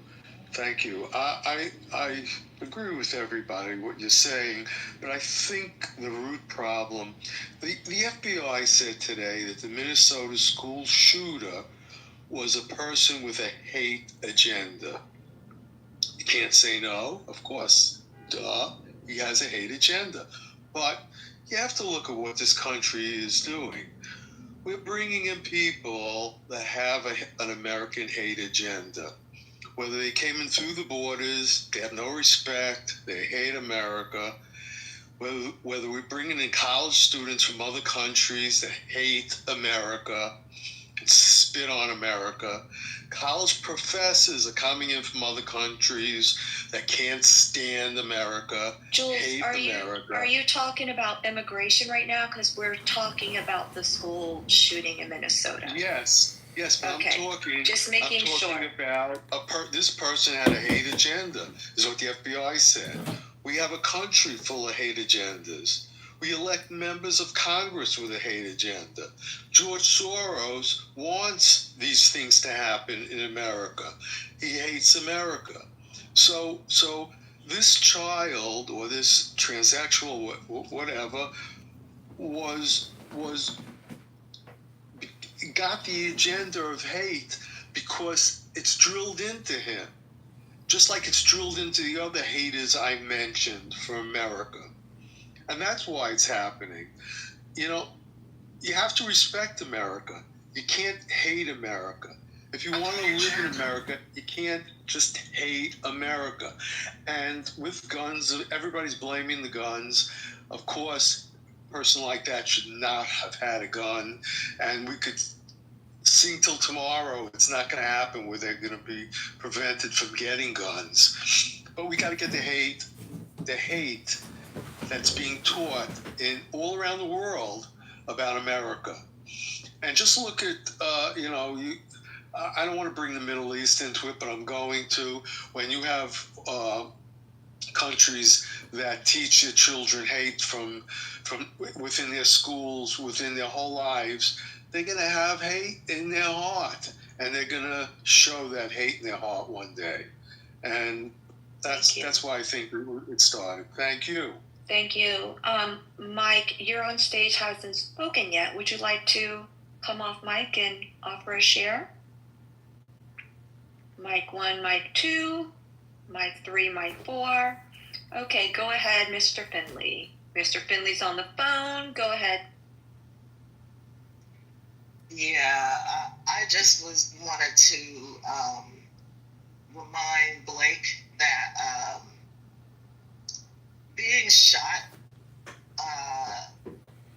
and being in an environment where you're going about your business and being shot, like whether you're in the church or whether you're in the Target or whether you're at school or the university, like it doesn't matter whether you're talking about people on the street that are shooting, like on the street,